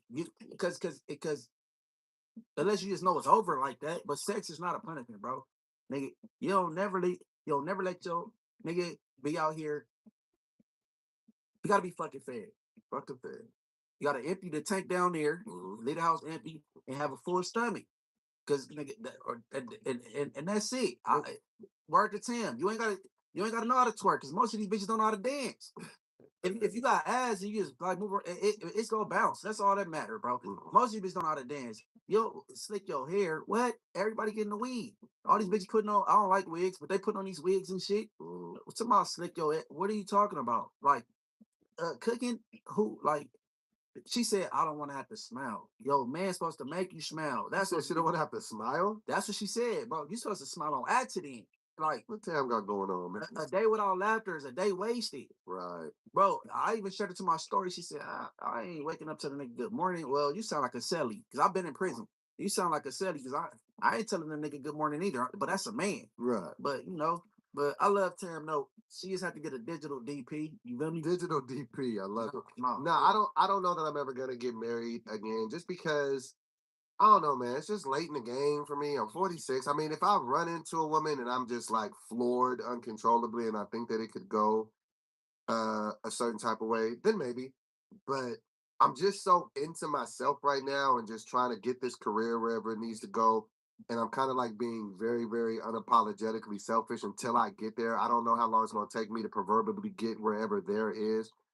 But I put it like this. I don't attach my ship of being happiness to a marriage. If it happens and it works, cool. But what I learned in that marriage was I'm not gonna be the cheating husband. Like, that's just so rude and foul. Like, and I don't have time for that. Like, I'm entirely too old to be lying and hopping in whips and going to hotels and shit. I'd rather just break up and do whatever I want, I ain't got time for that. So yeah. But hopefully we'll see. Maybe me and Breezy will end up.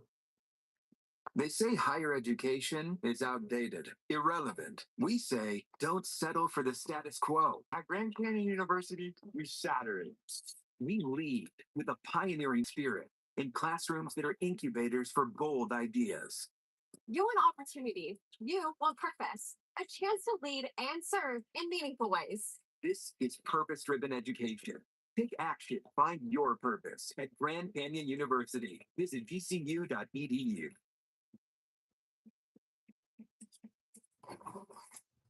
How long have you been sitting here? I just need to make my video as cool as the collection. Let me see. That's brave.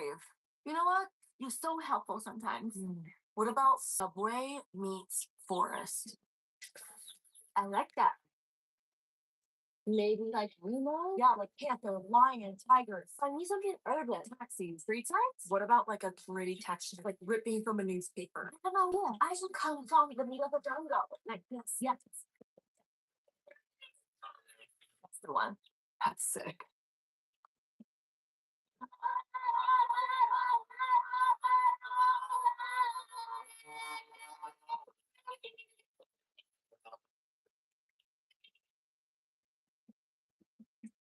Defying logic and be.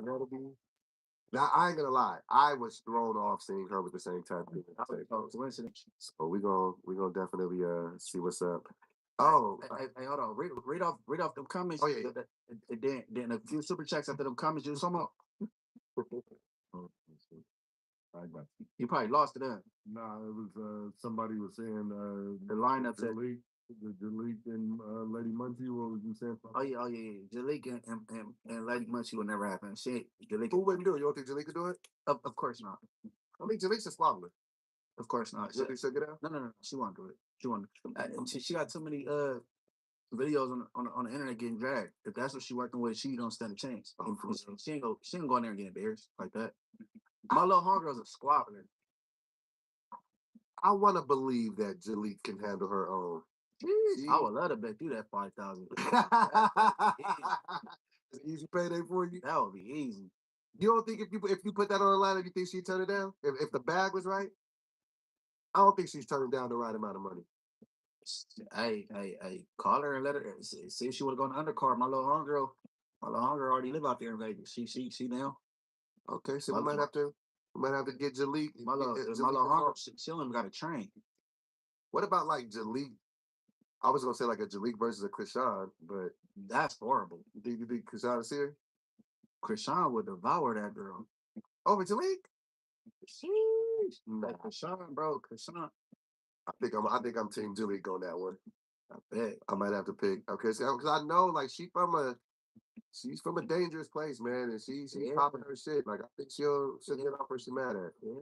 Yeah. She'll get devoured. He started off with like those two. The chat suggested Lady Munchie. That's an L for her. And then Krishan a beast, man. She handled them girls at Compton quite well. Yeah, she wasn't running. No, she was doing it, and I think she won her fight that the boxing shit too, right? She won, didn't she? Yeah, that's what they say. Yeah. What other ones? Yeah, we might have to get some.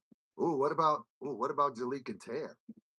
No, Tam ain't doing that. I think she into this. Yeah, she want to be nice and put her baby hair down. Yeah, bro, man, Jalika ain't doing that. She a clout chaser though. She might go in there and get beat up. Not for real. What's your guys' thing? Are you guys? So are you guys beefing now? Because I remember at some point you guys was cool. I don't beef with women. Well, I've been trying to ignore it. You know what I'm saying? Are you guys at odds digitally? Digital streets. I would like not to be. I don't want to do no content with her because she I know she going through things and she can't help herself. You know what I mean? So like then I ain't gonna be on camera arguing with a woman. Yeah, that's all weak. You don't want to be up there yelling at a woman. You know what I'm saying? Yeah, fucking with the suckers. Yeah, the boy Maz, you know what I'm saying? You could be cool with him for a verse, you know? I'm like, what the fuck are you talking about? I ain't got time for that shit, bro. You doing good impersonations, man. I got little homegirls for this shit, man. Come on, I got a gang of hoes. This they do. They beat bitches up and gangbang. I got females up, like, you know what I mean? I'm not arguing with no woman, bro. No, I feel you with that. I argue with my bitch and that shit, bro. Yeah, I'm not arguing with no woman I'm not fucking. I'm just not gonna do it. It's just not on there. What else we got? What's up? We got some super chats. Yeah, we got a gang of them here. D1WS107 says Doughboy needs to slow down acting like he forgot what happened with Kevin Righteous and Ratchet. Hey, you know what? Gotcha. Hey, look, that came up yesterday, right? And Adam like, man, I'm like, yeah, he touched on it. We touched on it. We argued about it or whatever. You want to set that for a later day or you go? Let's save that for a later day. Yeah, later day. We hung off camera then. You could touch on all the supporting cast and you'll come up. You know? Well, what I will say about Kev, we had a legendary run. We did some great things together. We put some numbers up on the board that can't be taken down. at this point in time in the junctures of our lives. I'm over here doing my thing. He's over there doing his thing. I got nothing negative to say about that guy, and I wish him the best in all he does. So I'll say Nice that, put. and then maybe if we get into it a little deeper one day, then cool. But I got nothing negative to say about that guy, and as of per my knowledge, I've never heard him publicly say anything negative about me. I prefer to keep it that way because sometimes when people stop No, working. no. It just came because you gave a roll call to people. You know what I'm saying, that you didn't collab with, that you know what I'm saying, they did some good business with people that was a part of your come up, and then in the last video we did, his name popped up in the comments a couple of times. How you forget about Kev? So here it goes. You know what I'm saying? Well, yeah. All I would say to that is, we had a good run. We did some dope stuff. Righteous and Ratchet was a dope podcast. I did a bunch of other things. He was the guy who actually had hired me at All Death. We did a bunch of dope, amazing things. We helped revolutionize the company. But at this time we don't collab as much these days. But shit happens. Shout out to that man and what he's doing, man. He's doing some pretty cool things. I've been seeing. I keep my ear to the street. So shout out to what he's doing. I'm doing my thing, and we ain't gotta see brothers, tearing each other down and nothing like that. Because you ever notice, like, when people stop working together and then all of a sudden all these negative things come out that they have to say about each other? Right. I've just never been a fan of that. With Framer, a beautiful website is also a powerful website. Track growth as it happens with advanced analytics. Understand what's working and what's not with visual conversion funnels. Test, then ship the best version with native A/B testing. And make your site react to visitors in real time with dynamic triggers. Always secure, always compliant. Turn traffic into traction with Framer.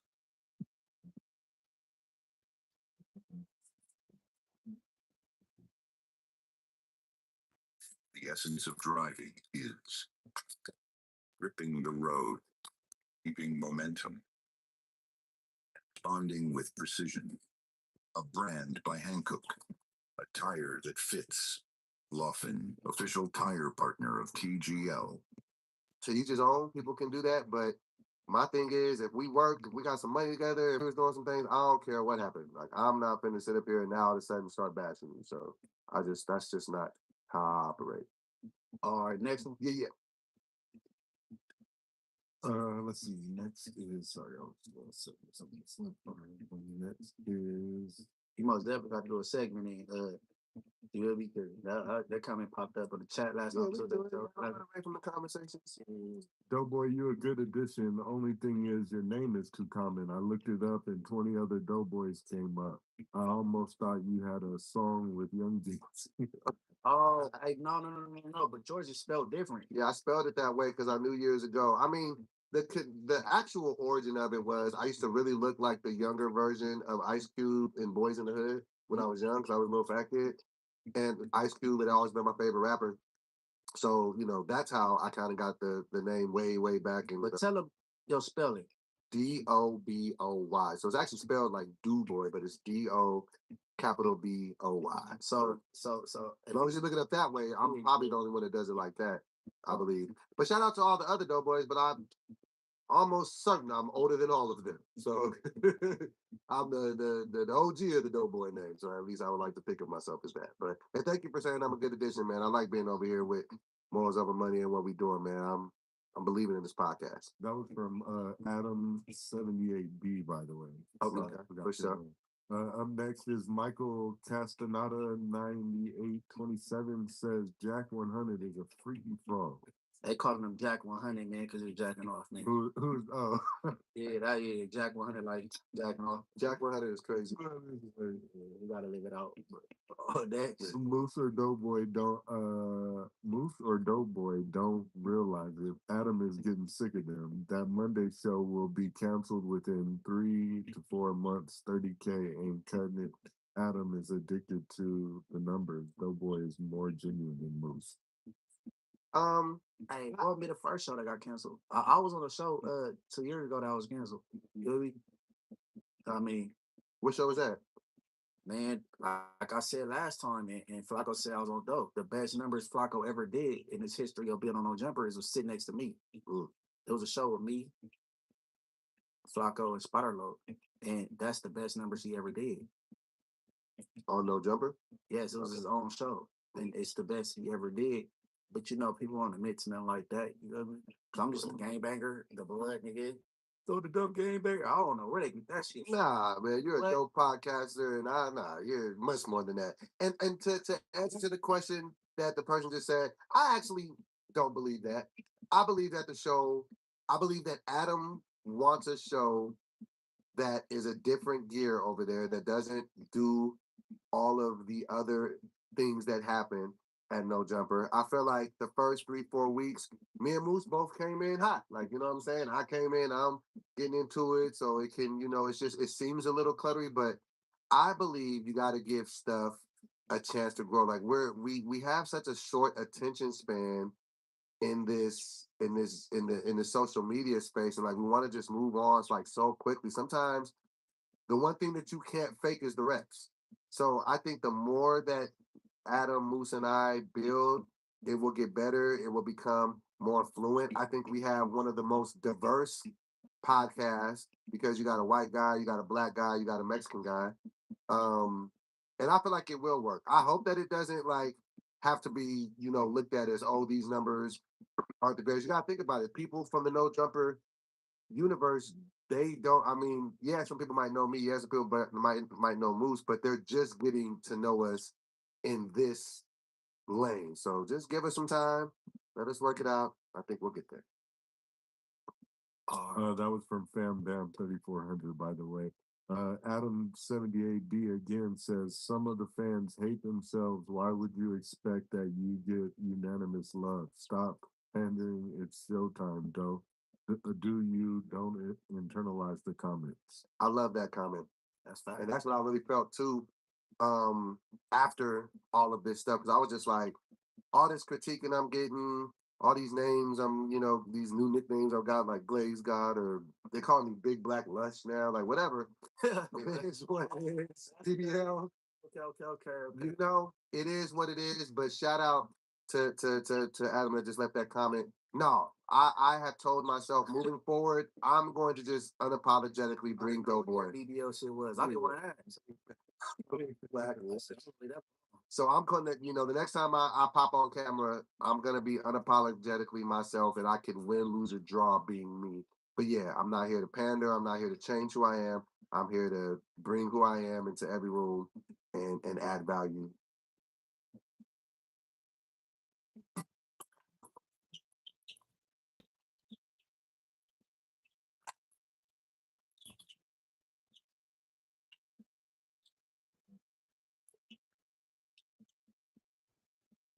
When I can. That part. Yeah. Adam 78B again says Adam is a psychopath. He cool, but he don't have emotions. He's disrespectful. He did you and Nick dirty. Don't pull all your eggs in one basket. Get your job back. I think Adam he a bit desensitized. Yeah, he come from it's hard to describe him. Right. He's a, I don't, but cause you got a nigga that don't believe in God and shit. Really, he He said that on air.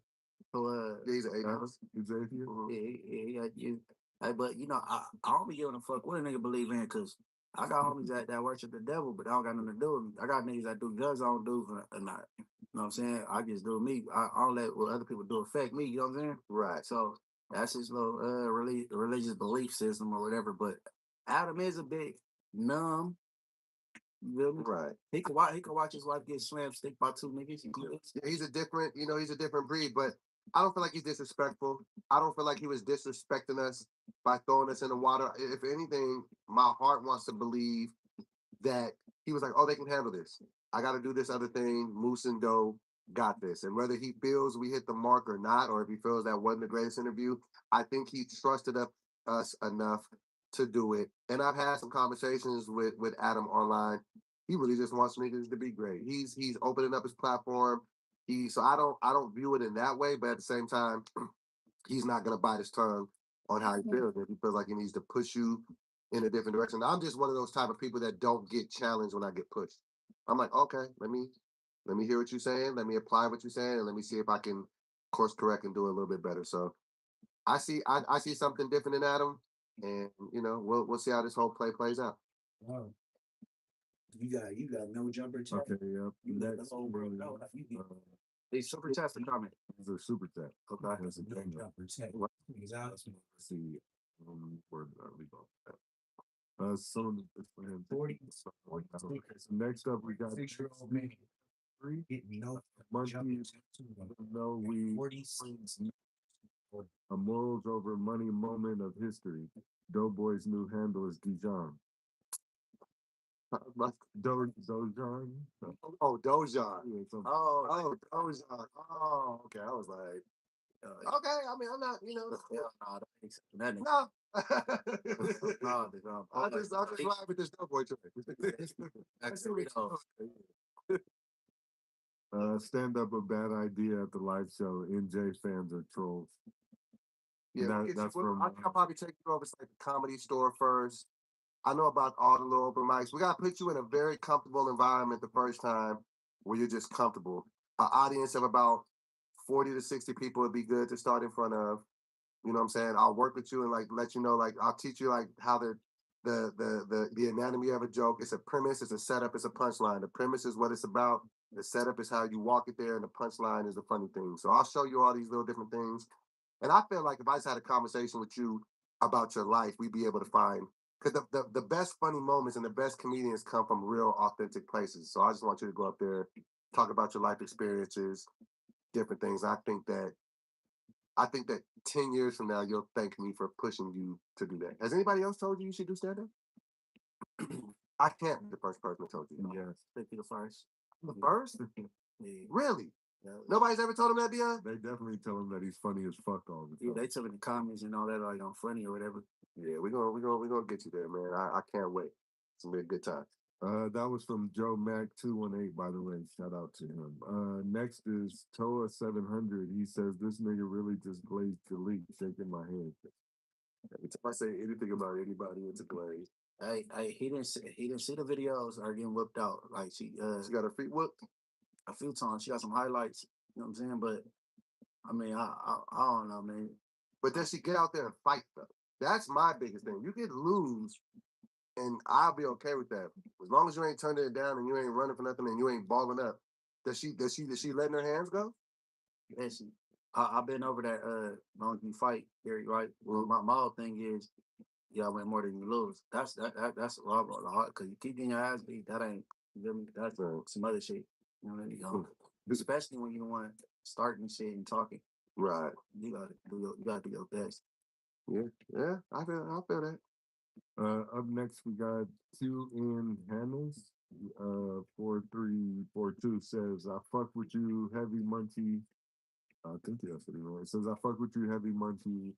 Heavy, crazy, these chicks. I fuck with you. Wait, I'm sorry. I'm trying to read like, I fuck with you, munchie, heavy, crazy. These chicks from your hood used to come to NY and fuck with me. They mentioned you a few times. You should have kept your job, though. I should have kept my job. Yeah. I don't know what job that is. Oh, yeah. Right. And I'm right here. More of money. I'm on street TV. No jumper. You ever had a regular job? Different trucks. And then there's the Boy ain't had no regular. It's That's why the they call it dope here. get 2.9% APR for SIP. Nigga ain't no job. His name is Joe Boy. That nigga eats everything. What's up with this? What's up with that Wi-Fi? Avance. You like a bagger? Yeah, courtesy clerk, the bagger, yeah. Nice. Somebody asked if you used to play video games in the chat. Hell yeah. I stay home. I stay home to be center and good. I replied that you used to play Grand Theft Auto in real life. Grand Theft Auto Sons. Yeah. I used to play it on a game console in real life. Real Cold in Madden. You was cold in Madden? Yeah, Green Bay all the way. Oh no, I'm nice. I don't be losing to Madden. I'm just really competitive. So whatever it is, I'm just ultra competitive. I'm decent in Madden. I'm decent in chess. Oh yeah, I learned. Yeah, that's what I'm saying. All this Mexican and black shit up. Mexican taught me how to play chess. Oh, for real? Yeah, I was in camp and my nigga Bandit from Lincoln Heights. Mexican nigga taught me how to play chess. Yeah, I'm nice at chess. And chess is a thinking man's game. You got to have a strategy. You got to set it up. Hey, Three chess is different like, ways. almost had fights over chess. Oh, for real? Hell yeah. I like to think I am, but anyway. All right, up next we got MVP year. Didn't say anything. You just sent some love in. Good looking. Good looks. Best part about Nick Cannon, this is from Young Triple OG, says, best part about Nick Cannon being on No Jumper is that Whack 100 didn't bring him. Doughboy got Slink Johnson to come on No Jumper. Yeah. Smokey, your crew. All right, let's see what's up. Smoke. Smokey, I don't know. I'm gonna bring all the homies. I'm gonna bring Craig Smith. I'm gonna bring Boo Capone. All the guys, man. So Boo Capone. Oh, Whack got mad at Boo Capone. Oh yeah, because what he said. That's what I'm saying. but he a comedian, bro. You gotta be able to get past. You gotta be able to. Right. Yeah, I can. Hashtag Smokey, our crew. Boo Capone, man. Boo Capone, that's bro. Yeah, why don't you broker that? That's the go broker that with Boo Capone and Whack. Try to get them cool? Because Whack tried to, he wanted to smoke him over a joke, Right. quote unquote.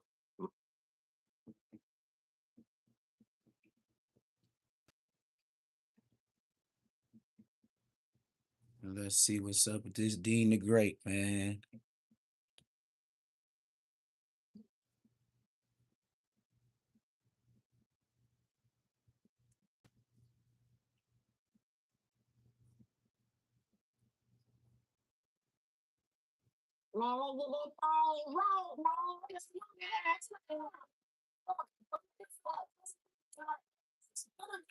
We're gonna take it time for the break.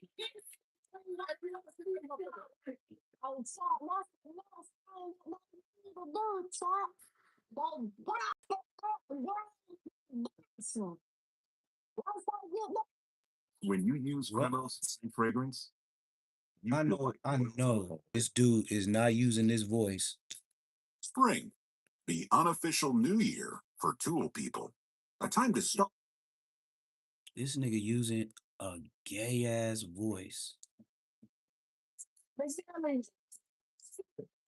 Stop this.